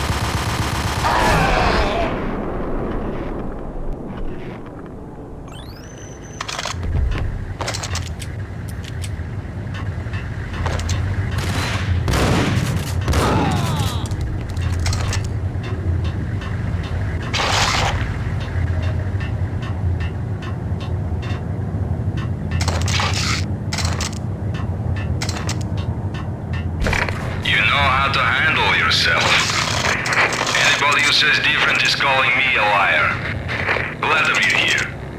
Collect all the guns and ammo you want. Meet me on the bridge afterwards.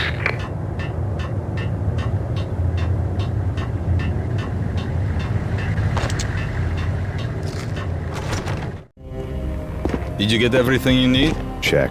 I owe you. Anything you need. This is my solo.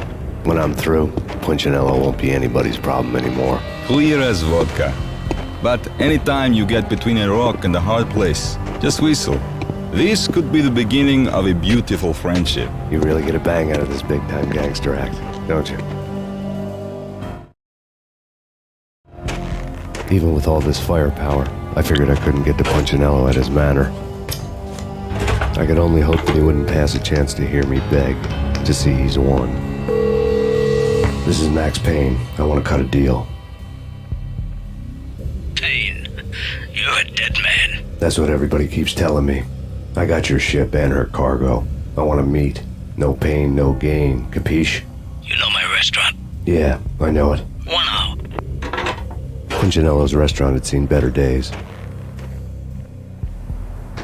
Snow was falling like ashes from post-apocalyptic skies, but that was outside. Things would soon get hot in the Don's restaurant. I knew it was a long shot, Angelo Punchinello actually showing up, but there was no crime in hoping.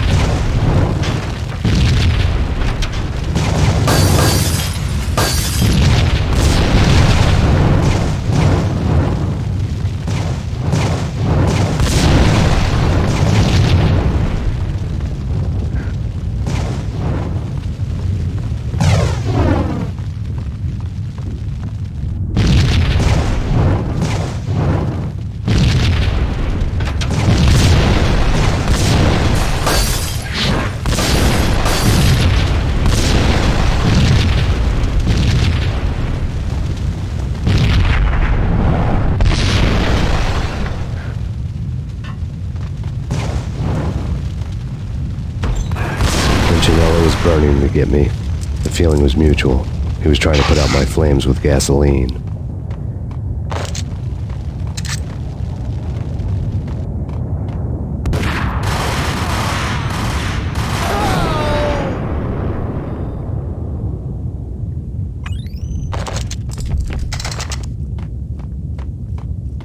The mobsters have been guarding a real treasure. The way out of this disco inferno.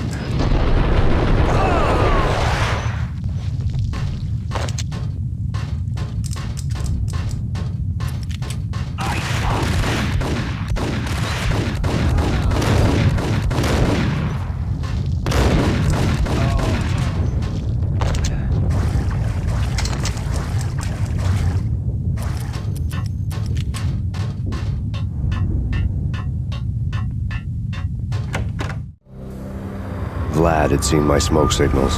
The Mercedes was revving to go, almost drowning out the banshee wail of the sirens. You coming? We'll drop you off at the Punchinello Manor. Sounds good to me. When this is over, look me up. I could use a professional like you. I'll keep that in mind. The night groaned with cold. The garden lights flickered nervously. In their light, the falling snow was dead white before the darkness ate it up. I had heard the stories. The trio were mad dogs. They'd have hung the heads of their enemies over the manor gates if the capo had only let them. Punchinello wanted pain. He'd see the pain.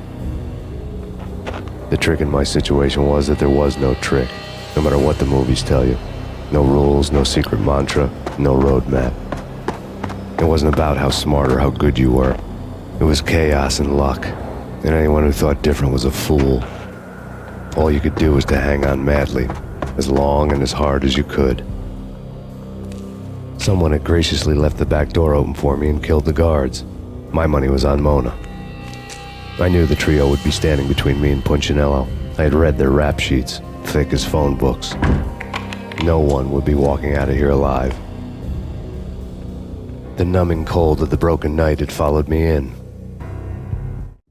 Upstairs, the trio tangoed down the manor halls to the silent rhythm of their murderous hearts. The blood of their victims rust on their lips. Vince Mugnano, Pilot Providence, a.k.a. Big Brother, and Joe Deadpan Salem. The pistol was a frozen lump in my hand, piercing the skin, gnawing me to the bone.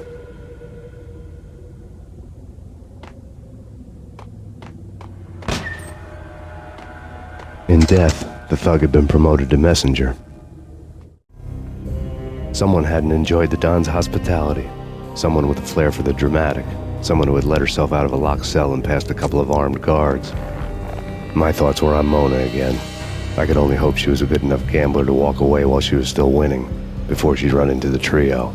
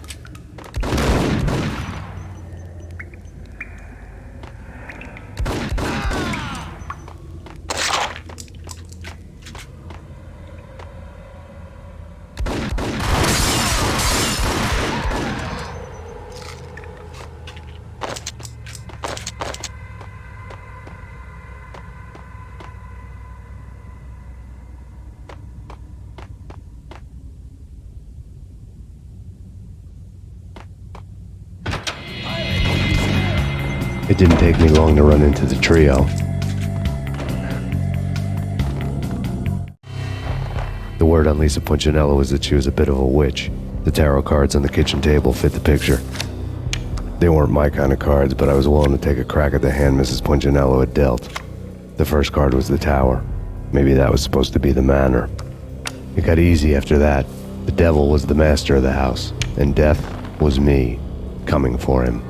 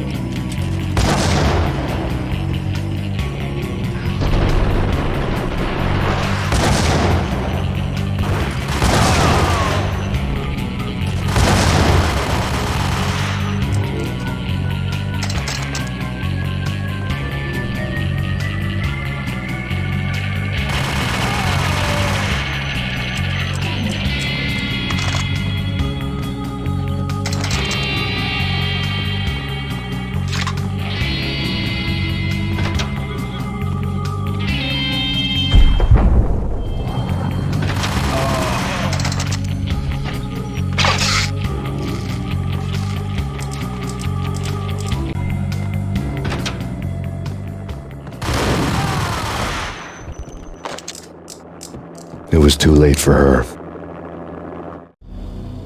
You're a real angel, Max.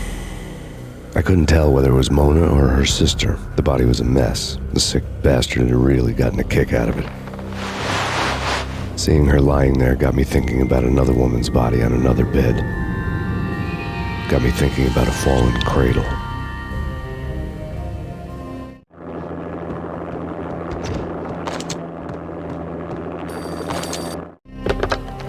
Max Payne. Talk to me. Alfred Woden. You've got company. An armed helicopter just landed on the manor grounds. You must hurry. The more the merrier. Vince Mignano.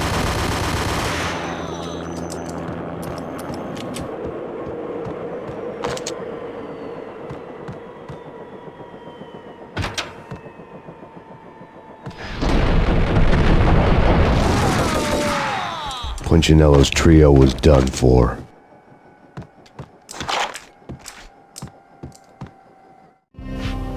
Outside my door.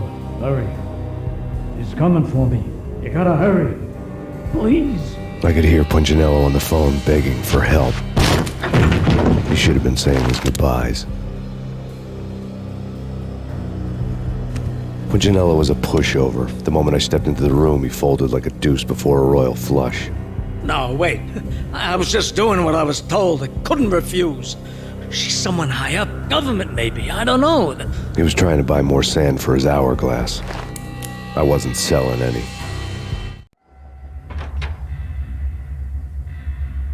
No, I told him nothing.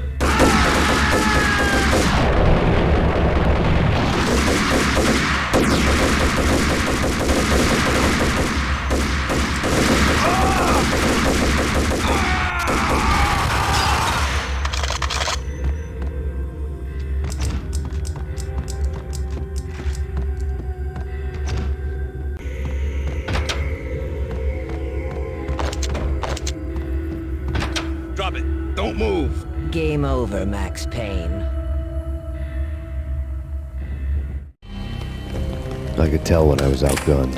It was time to take another beating. The mystery witch was a real barracuda. Trouble on dagger heels, a smoking assault rifle in her hand, and an army of killer suits behind her. How sweet.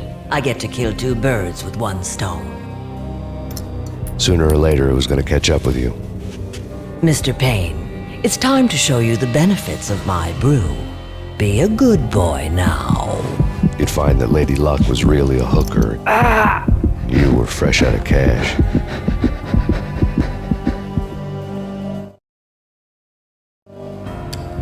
Gentlemen, we're done here. Take me to Cold Steel. She had just given me an OD of Valkyr. I could feel green fire eating my brains. They turned to steam. They did a fade on me. I'd never had a chance. The witch had got me just as sure as if she put a gun to my head and pulled the trigger. The shadows rushed me, bruised mugshot faces hungry for revenge. They knew my weak spots and closed in for the kill. The floor turned into a vortex of green blood. I fell. The flesh of fallen angels.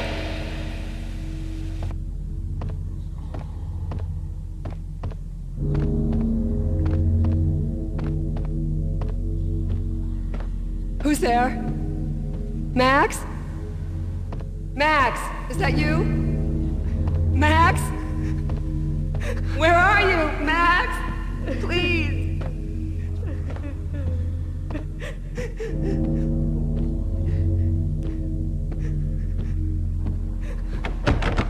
No, please, Max, no. I'm sorry. Please don't, Max, no, please. Max? Where are you, Max? Please.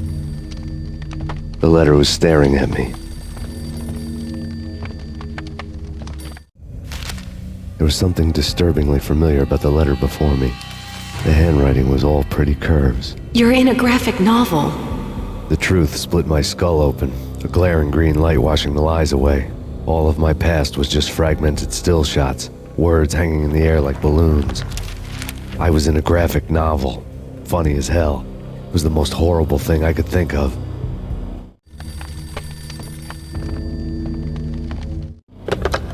Bartender is shiny stuff and dreams are made of stooped necromancers. He sings like a banana wrist, having strayed too close to the constellations on their shaved skulls. There was a bad line in a prank call. Someone spouting insane babble. I couldn't make sense of it. But I had an overwhelming sense of deja vu, and the caller's voice sounded oddly familiar.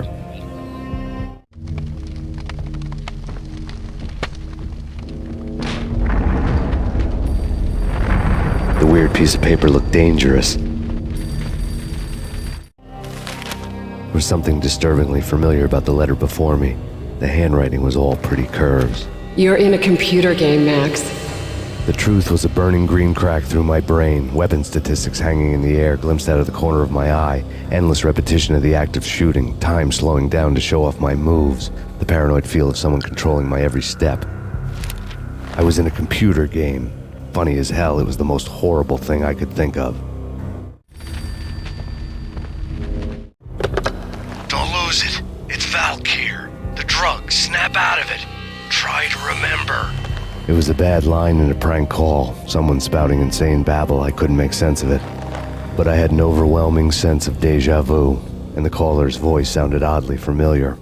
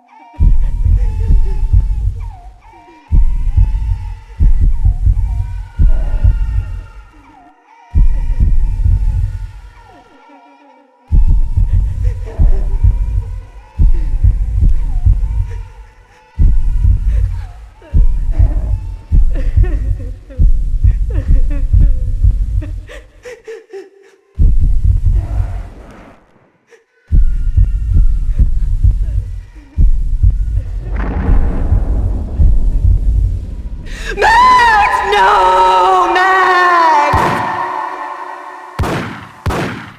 Murderer! You killed her!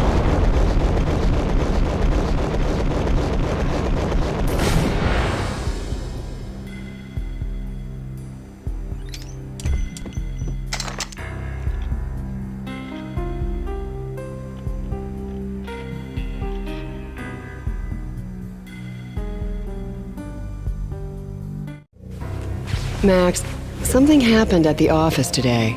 A strange memo. Something about Vikings. Honey, I gotta run. You can tell me all about it this evening. Have a nice day, darling. The bullet holes were rubies on her chest, blood glowing on her ivory skin. She was so beautiful. The killer was smiling. The flesh of fallen angels. Slowly, the green nightmare faded, leaving dark stains on my soul that would never come off. I felt like flatlining. I was all shook up. I woke up in a cold sweat, sick and tired to the bone, lying in a puddle of my own puke. The hag had said take me to Cold Steel before it had all gone crazy. It was a clue, the only one I had. It took me forever to crawl back to my feet and hit the road, but when I did, I drove straight to Cold Steel Foundry outside the city. There was a whole lot of action around the place for a freezing winter night. Trucks coming and going, men running. I had the drop on the mystery witch. She thought I was dead. I was on her blind side. I was going in. The bad trip had put me in a crazy mood, adrenaline pumping through my aching veins. Staggering on the mill roof in ice and snow and wild wind, I was a ninja. My kung fu was strong. I wasn't kidding anybody. At best, I was Superman on Kryptonite about to fall through a skylight, down to where it was all going down.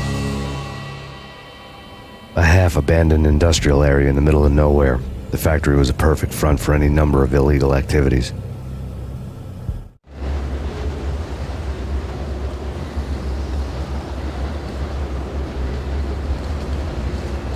In the belly of the plant, molten metal boiled and bubbled like a witch's brew.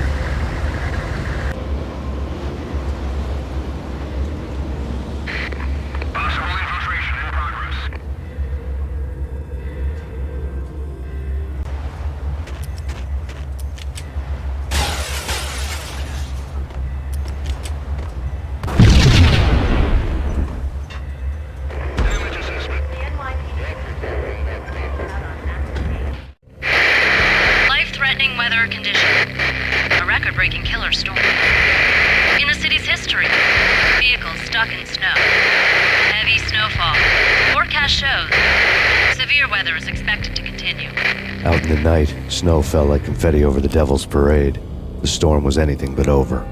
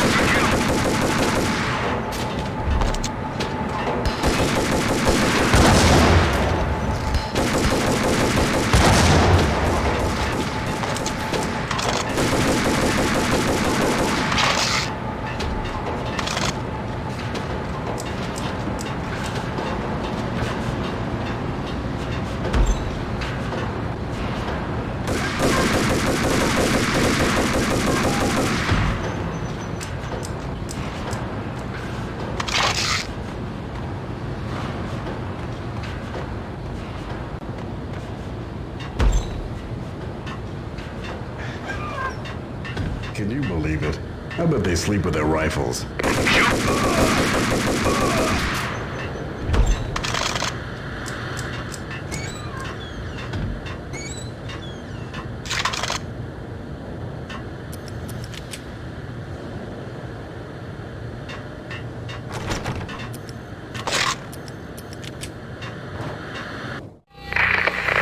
Perimeter breached. The facility has been compromised. Repeat, the Deep Six has been compromised. Initiate Operation Deadeyes. The walkie-talkie military lingo could mean only one thing. They were getting ready to destroy the evidence and vanish into the night. I was so close. The hidden truths were just around the corner.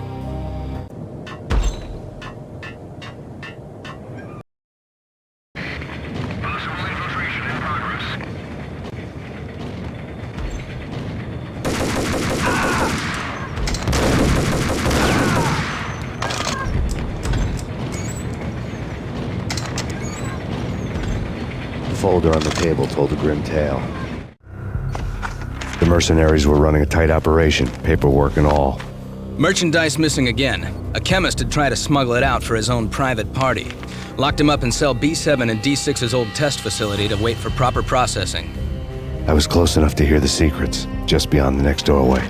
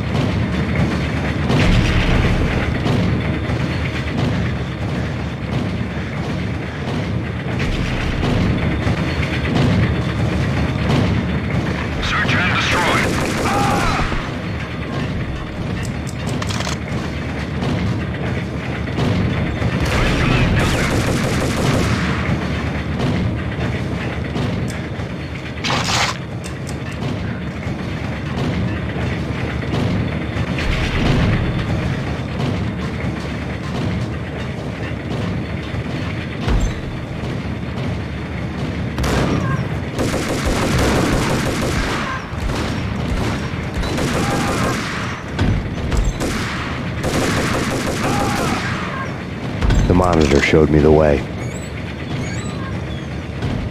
Processing diagrams filled the control room screens, all but one. An elevator titled D6 on one of the screens, somewhere onwards, past rows of ovens, in the core of the plant.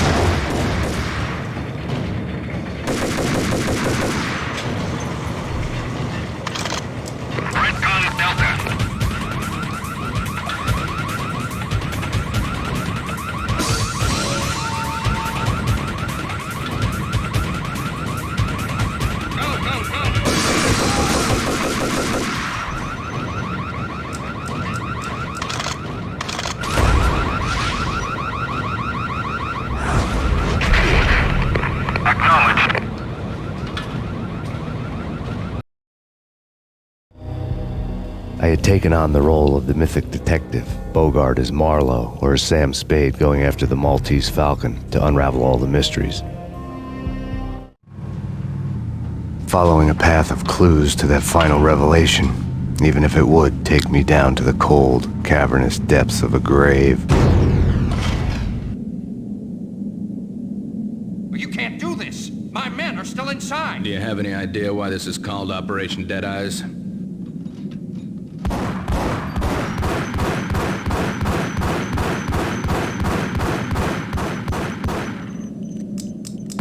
dead already. Let's do it.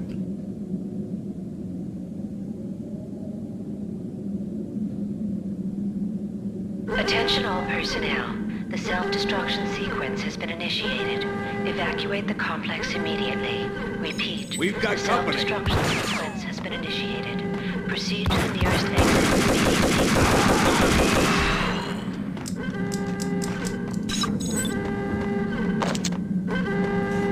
I had seen the logo on the floor before.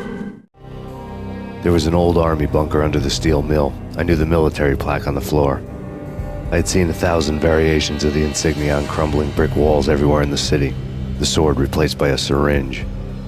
Project Valhalla, V for Valkyr, V for Valhalla. All of a sudden it read like a crackpot conspiracy theory.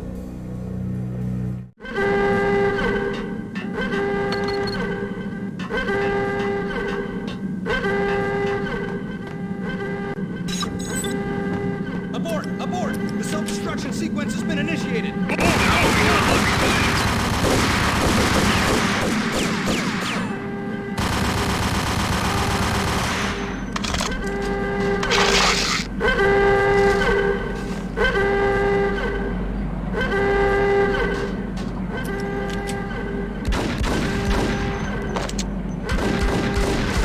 Attention all personnel.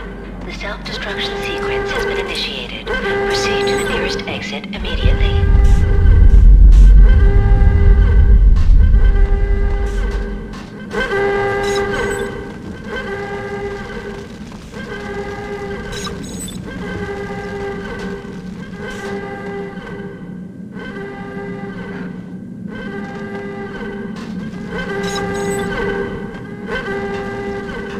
The chemist had been using the workstation when he died.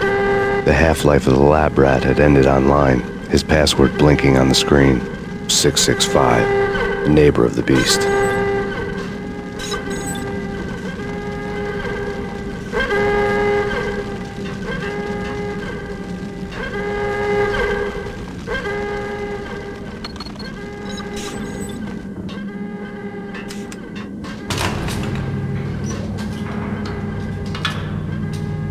Attention all personnel. The self-destruction sequence has been initiated. Proceed to the nearest exit immediately. Hey! In here! Hey! Get me out of here! Thanks. I thought I was gonna die in there for sure. I need you to get me through the decontamination chamber airlock.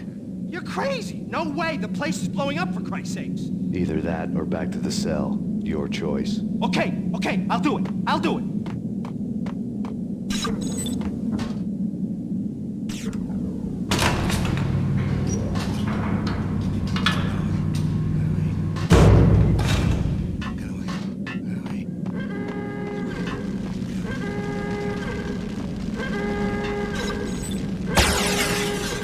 We're dead! We're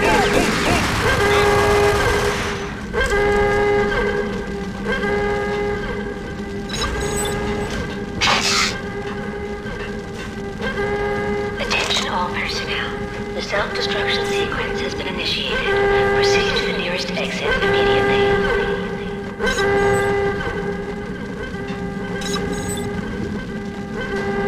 Get in! I'll punch you through! After this, you can go. Decontamination You're free to hurry. Bad. Decontamination.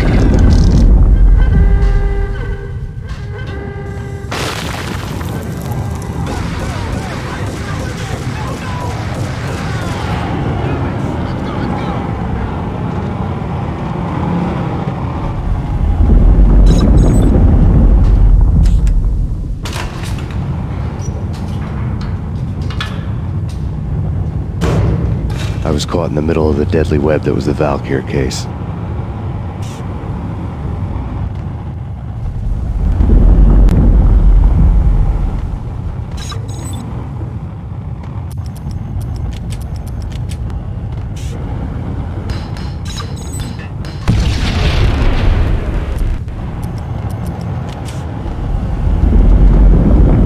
One of the lab terminals had the project logo on the screen. Top secret. Project Valhalla. U.S. Army. Yggdrasil Network. Valhalla. the otherworldly place in Norse mythology where the bravest heroes spent their afterlife feasting and fighting forever, their wounds miraculously healed night after night. Valkyr, the maidens who chose the most courageous Viking warriors and carried them to Valhalla. 1991.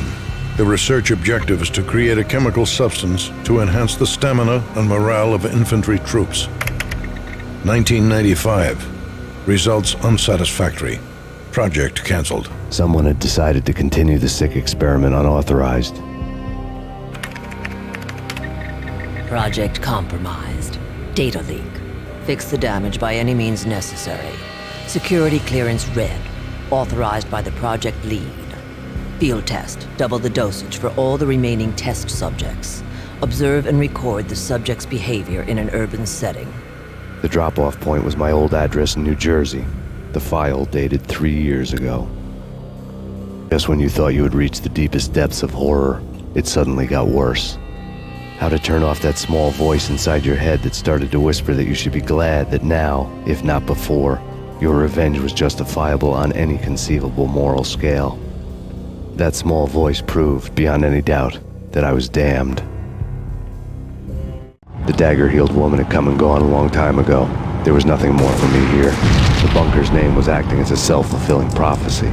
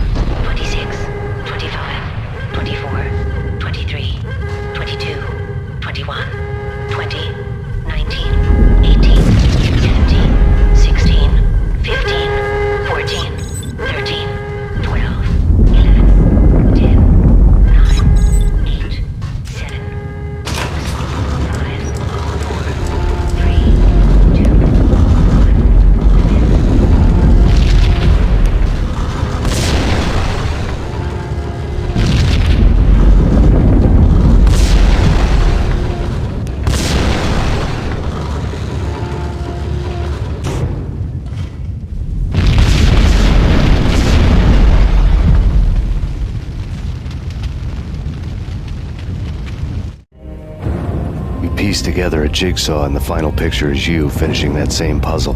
A mad, green-eyed killer standing behind you. An urban legend come true.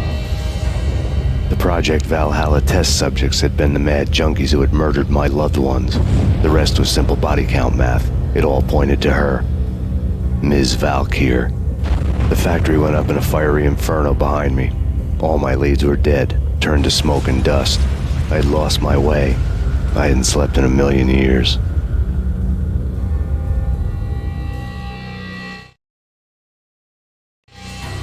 I felt thin as death. I've been living on an endless supply of week-old donuts. They were fuel for this crazy furnace inside my head. I couldn't remember when I had last seen the sun. I was on a permanent graveyard shift. When the darkness fell, New York City became something else, any old Sinatra song notwithstanding. Bad things happened in the night, on the streets of that other city, Noir York City. I was in an all-night diner, downing cup after cup of coffee that tasted like engine oil, when a new message from BB got me back on the killer track. What the hell happened at Roscoe Street? Maxie, I'm going out on a limb here. We need to talk this through, come up with a plan. 2:30 a.m., the Choir Communications Garage.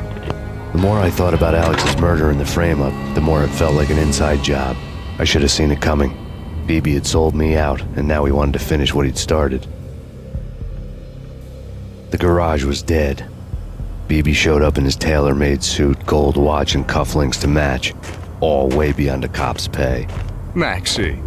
Oozing suave charm, he was guilty as hell. What the hell does BB stand for anyway? Backstabbing bastard? Come on, don't be like that. Have a cigar. I don't smoke. Maxie, you have no idea how big this is. It's huge. You have no idea. I think I do. You're a bribe-taking bent cop who sold out his partner. Those mobsters in the subway were a dead giveaway. Hard to miss. Bet it was exactly like this with Alex, up close and personal. You can't win this one, Max. No, but I can make damn sure none of you do either. BB turned out to be another cardboard cutout bad guy.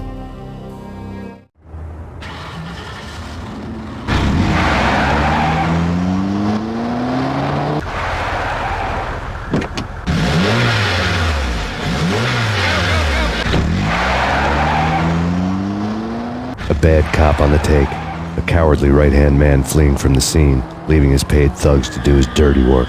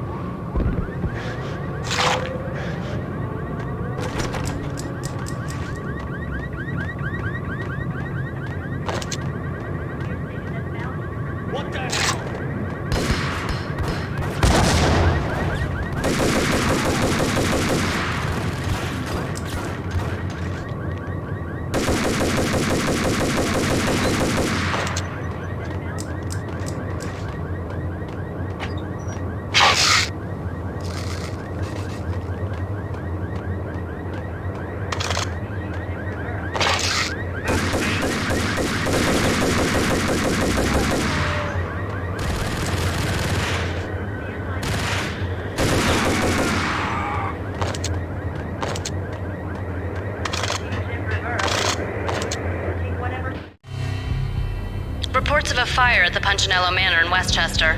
The manor is the home of Angelo Punchinello, the alleged head of the Punchinello crime family. The police are now saying, contrary to their earlier statements, that Max Payne is still alive and at large. He continues his vendetta against the Mafia, of which this last act of arson is attributed to. I had no recollection of setting any fires, but I did remember the flames.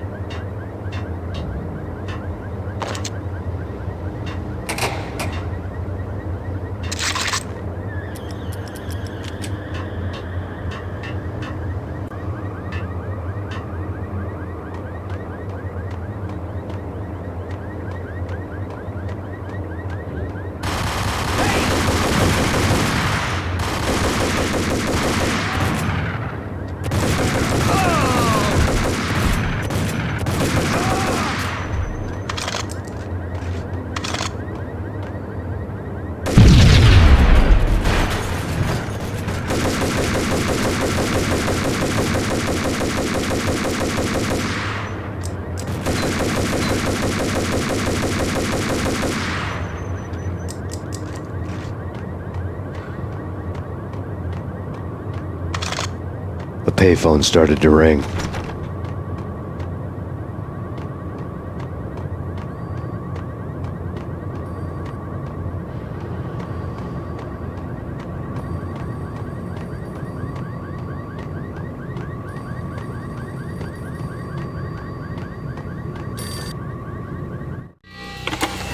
Yeah. Max Payne? Whatever does it for you. This is Alfred Woden. I can give you the name of your enemy. Come to the Asgard building presently. We are expecting you.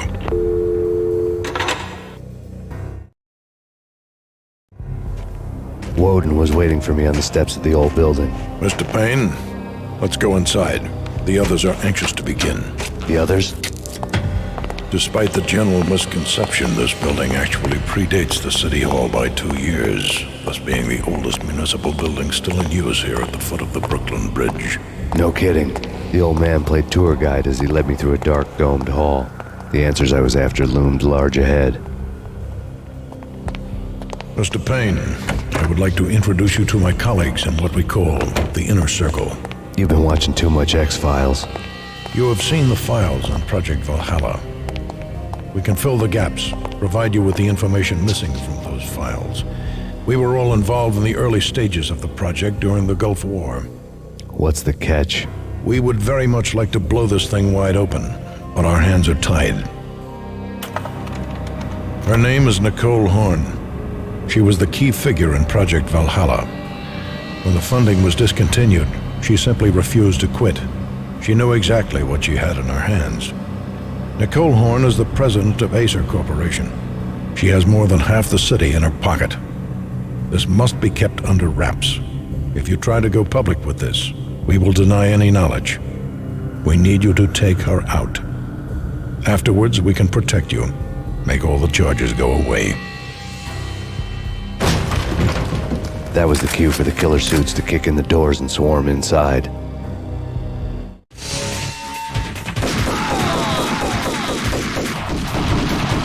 It was an impressive floor show, but I decided to leave early anyway.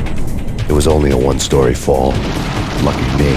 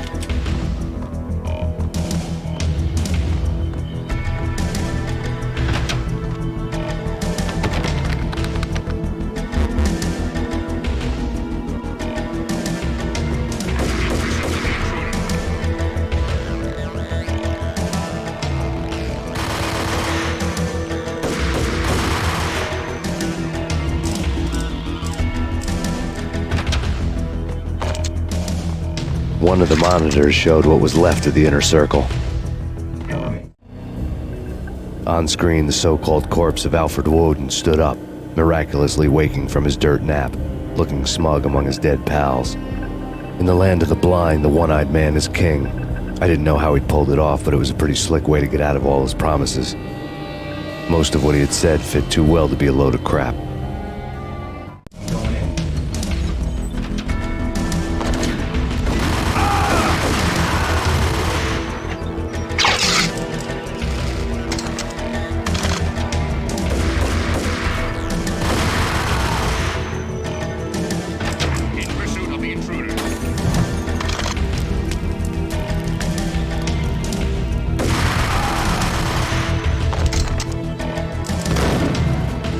Ah!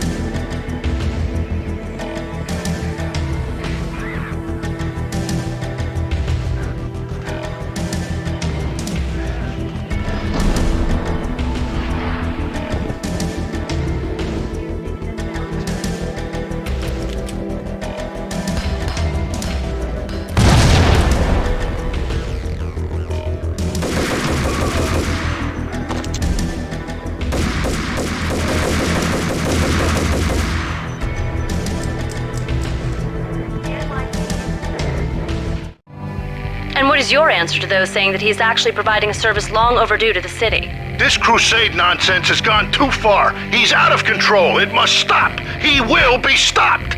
That was Deputy Chief Jim Rivera from the New York City Police Department.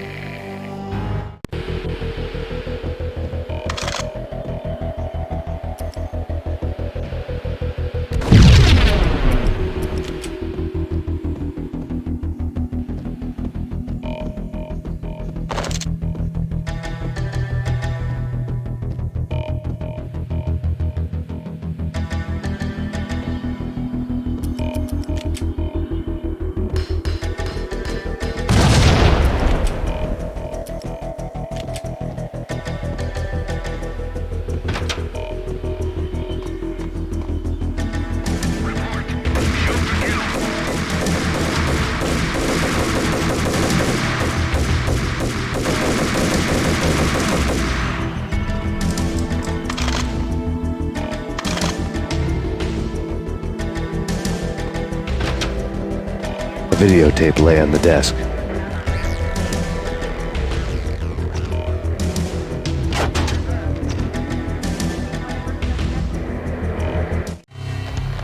Nicole Horn had blackmailed the inner circle into silence. The tape came with a curt extortion note on a piece of expensive paper.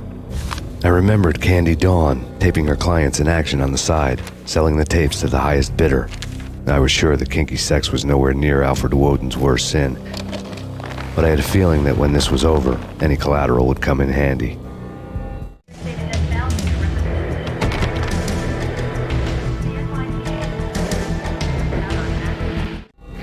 Nothing seems to stop Acer Corporation's phenomenal victory march. Incredibly, the stocks are still rocketing. Worried experts already see a danger in the company's success. Some have gone as far as to say that Acer Corporation is about to become an even bigger monopoly than Microsoft ever was. Woden had left me a present.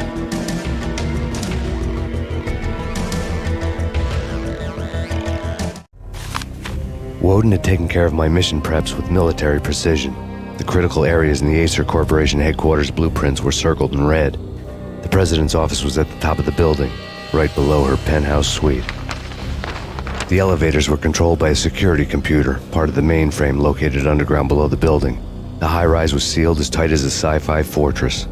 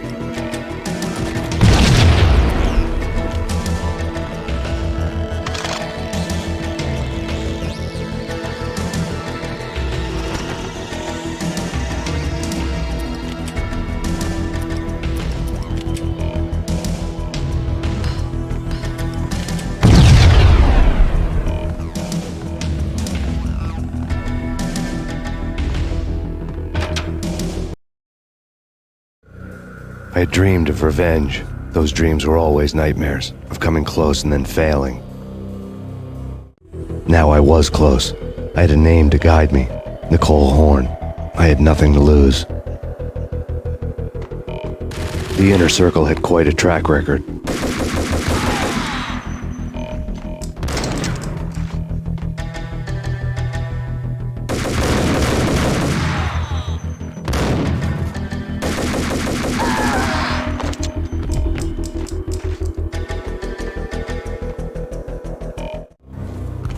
Project Valhalla had not been the only thing the Inner Circle had been involved in. There were rows of cabinets full of files.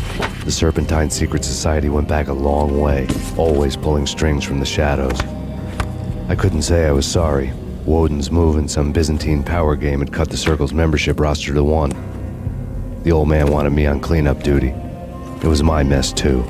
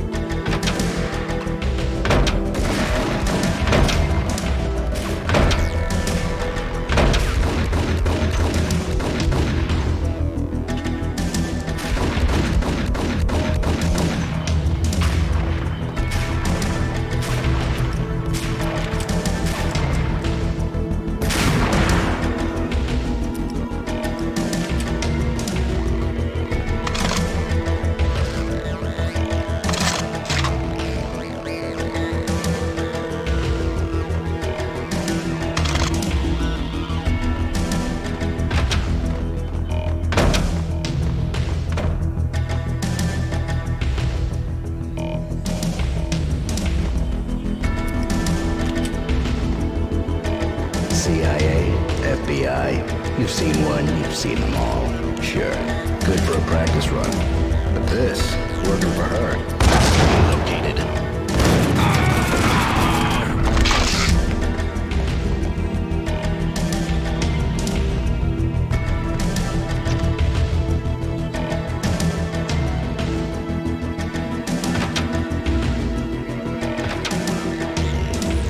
Take him down. Shoot to kill. Let's finish this.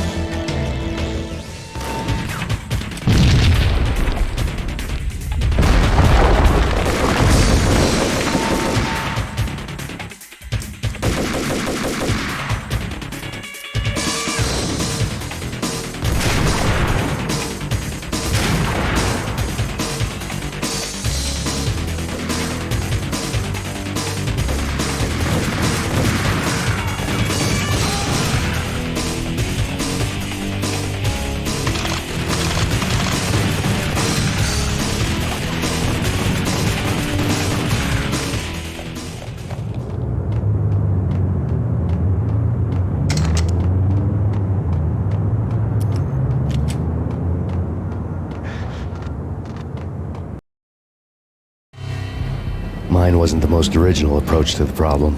It wasn't as if it hadn't all been done before. An eye for an eye, the first principle of revenge. Old as dirt, still going strong. The cardinal rule in going after someone with an intention to kill was not to make it personal, which it almost always ended up being anyway. It did with me. I took my time, cruising around the city in the snow. There was no hurry. I knew what I had to do now. I took my time, thinking about it, building up the rage. When I was ready, I parked the stolen wheels at the front entrance of the Acer Corporation headquarters. Got out, got in, got cracking. I had a bullet with Nicole Horn's name on it. I had 10,000 bullets with the hag's name on them. She had ultra-high-tech security systems, enough mercenaries and weaponry to start World War III. There was no fear. New York disappeared behind a veil of snow. I had crossed the threshold. This was her domain, sleek and sexy and soulless, all glass and steel. A place of color-coded security key cards, metal detectors, and surveillance systems.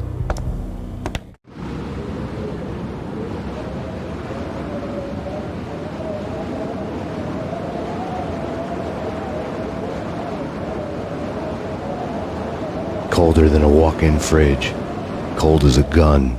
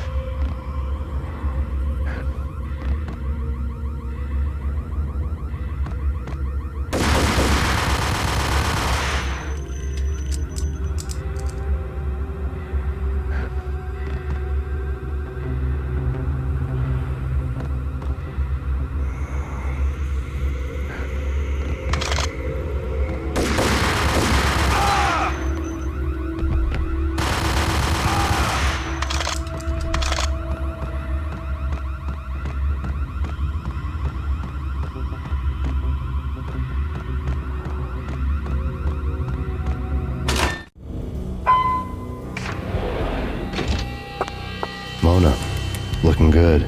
Max, we gotta stop meeting like this. It will be a cold day in hell before I let a narc cop stop me. Miss Sachs, do your job. Relax, Max. You're a nice guy. I don't kill nice guys. You're not bad yourself. It was different when Horn wanted Punchinello dead. To cut her ties to the Mafia, he deserved to die. The same goes with her. She's the bad guy here. Her sister was whispering to her in my favor. I knew the appetites of ghosts intimately. They hungered for revenge. No! A gunshot boomed and she fell down in slow motion. She was a nice girl, not really a stone-cold killer. And now she was stone-cold dead. Like religious fanatics or loyal samurai, Horn's private army was coming at me. I have him.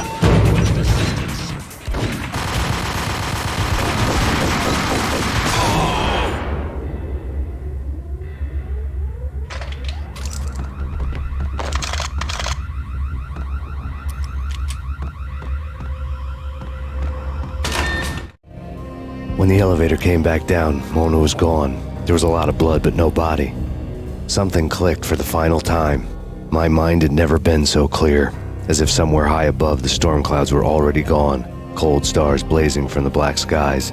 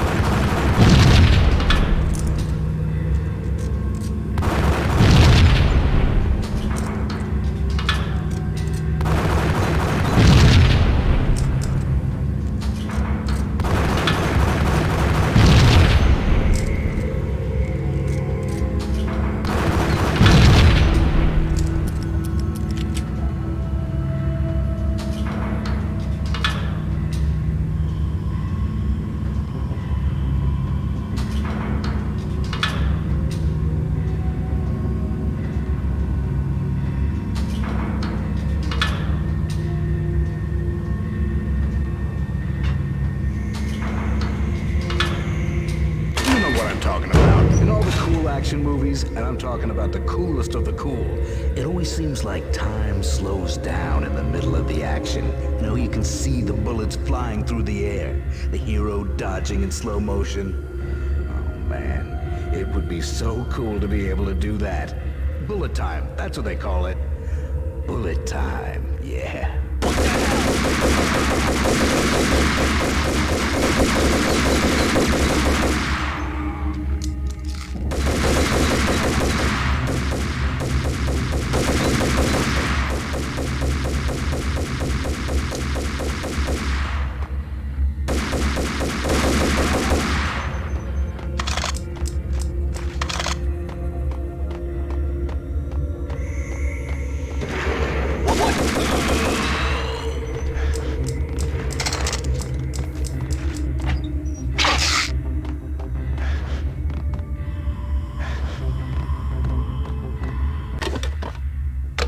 I had elevator access to the mainframe. From there, I'd be able to override the security locks and get to her office.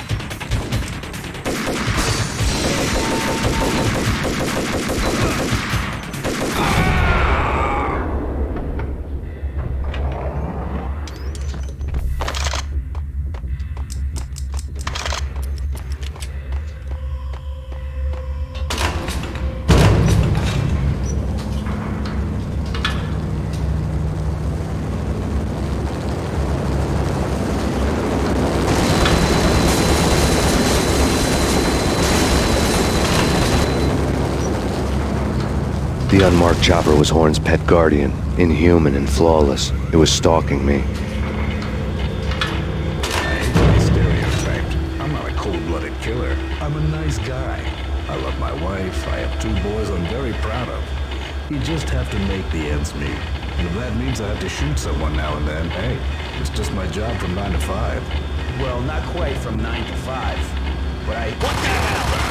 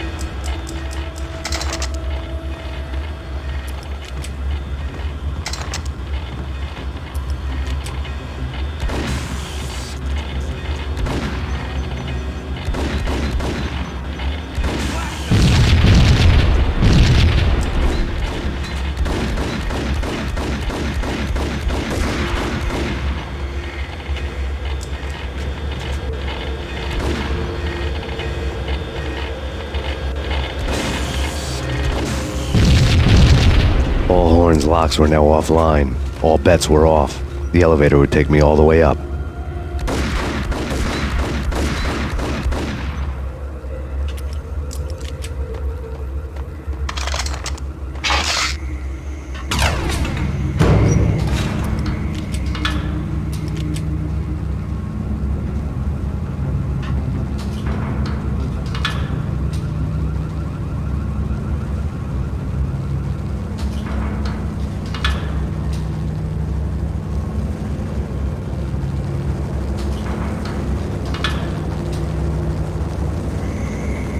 Seen from this height, the night seemed to stretch on to eternity. A hint of desperation had crept into the snowstorm, as if it was trying to get it all out before the end.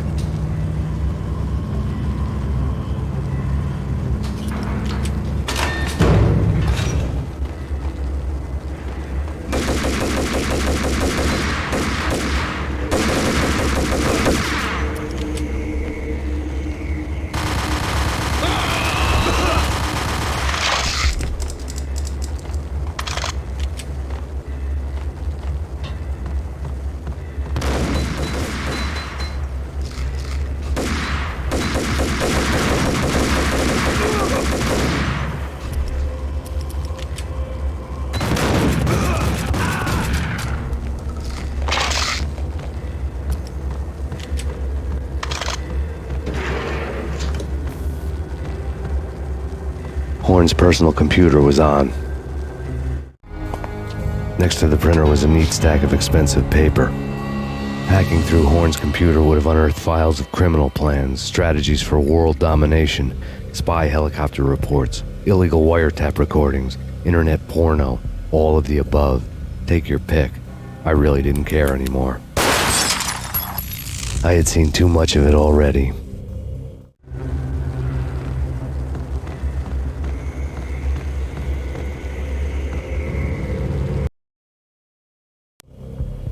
Valkyr had been meant to be a white-winged maiden that would lift you to a warrior's heaven, but it turned out to be a one-way demon ride to hell. The devil was in the drug. I knew. I had met him.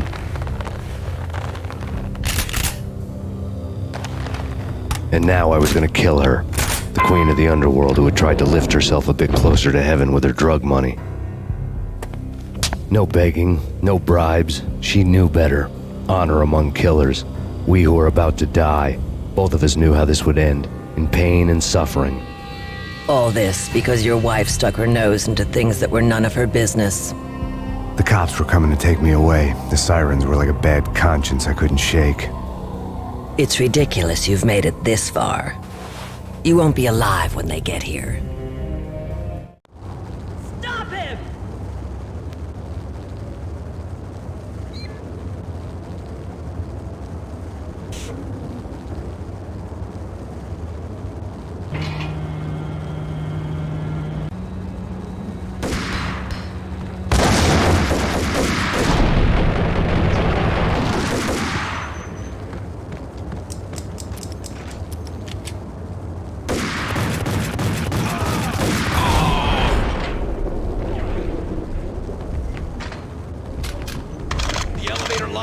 Get us back up now.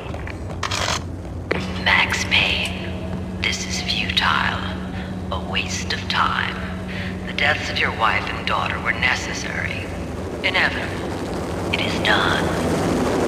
You cannot bring them back. Nothing you do will make it any better.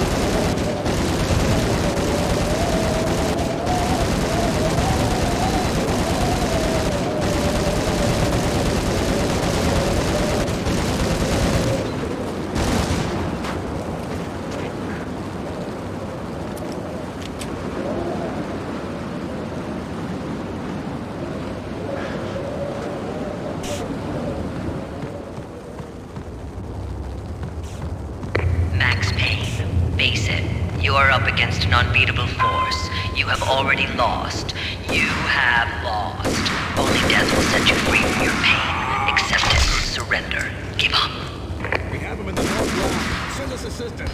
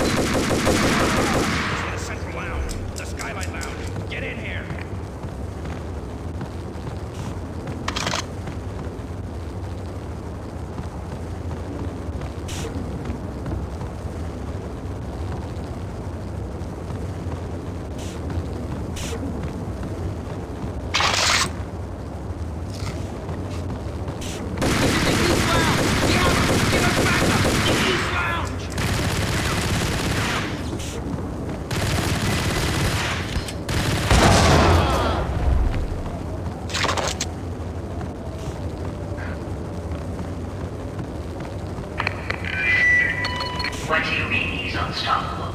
You are superior to him in every way that counts. You are better trained, better equipped. You outnumber him at least 20 to 1. Do your job.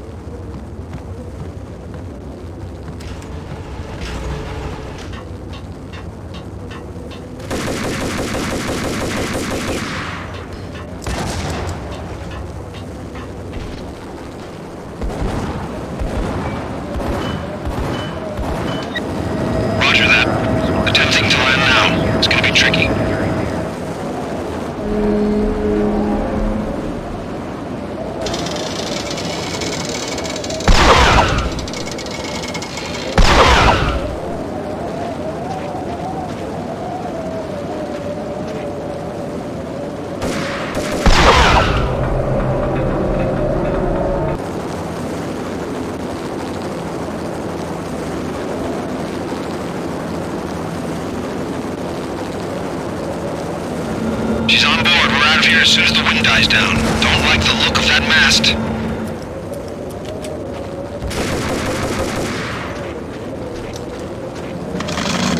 Lift off in 1 minute.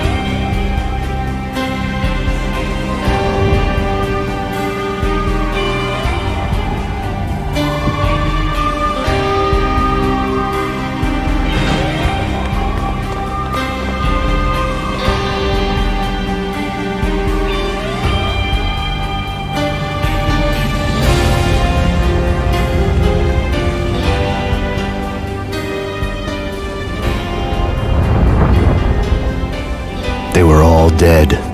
The final gunshot was an exclamation mark to everything that had led to this point. I released my finger from the trigger. And then it was all over. The storm seemed to lose its frenzy. The ragged clouds gave way to the stars above. Max Payne, this is Deputy Chief Jim Bravura from the NYPD. We've got the building surrounded. Throw down your weapons and lie down with your hands behind your head. A bit closer to heaven.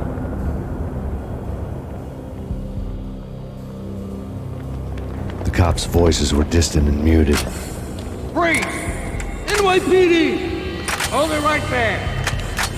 My ghosts released me from their haunting. Down below, New York City glittered like diamonds on black velvet. You gave us one hell of a ride. Take him down to Central Booking. You heard the man.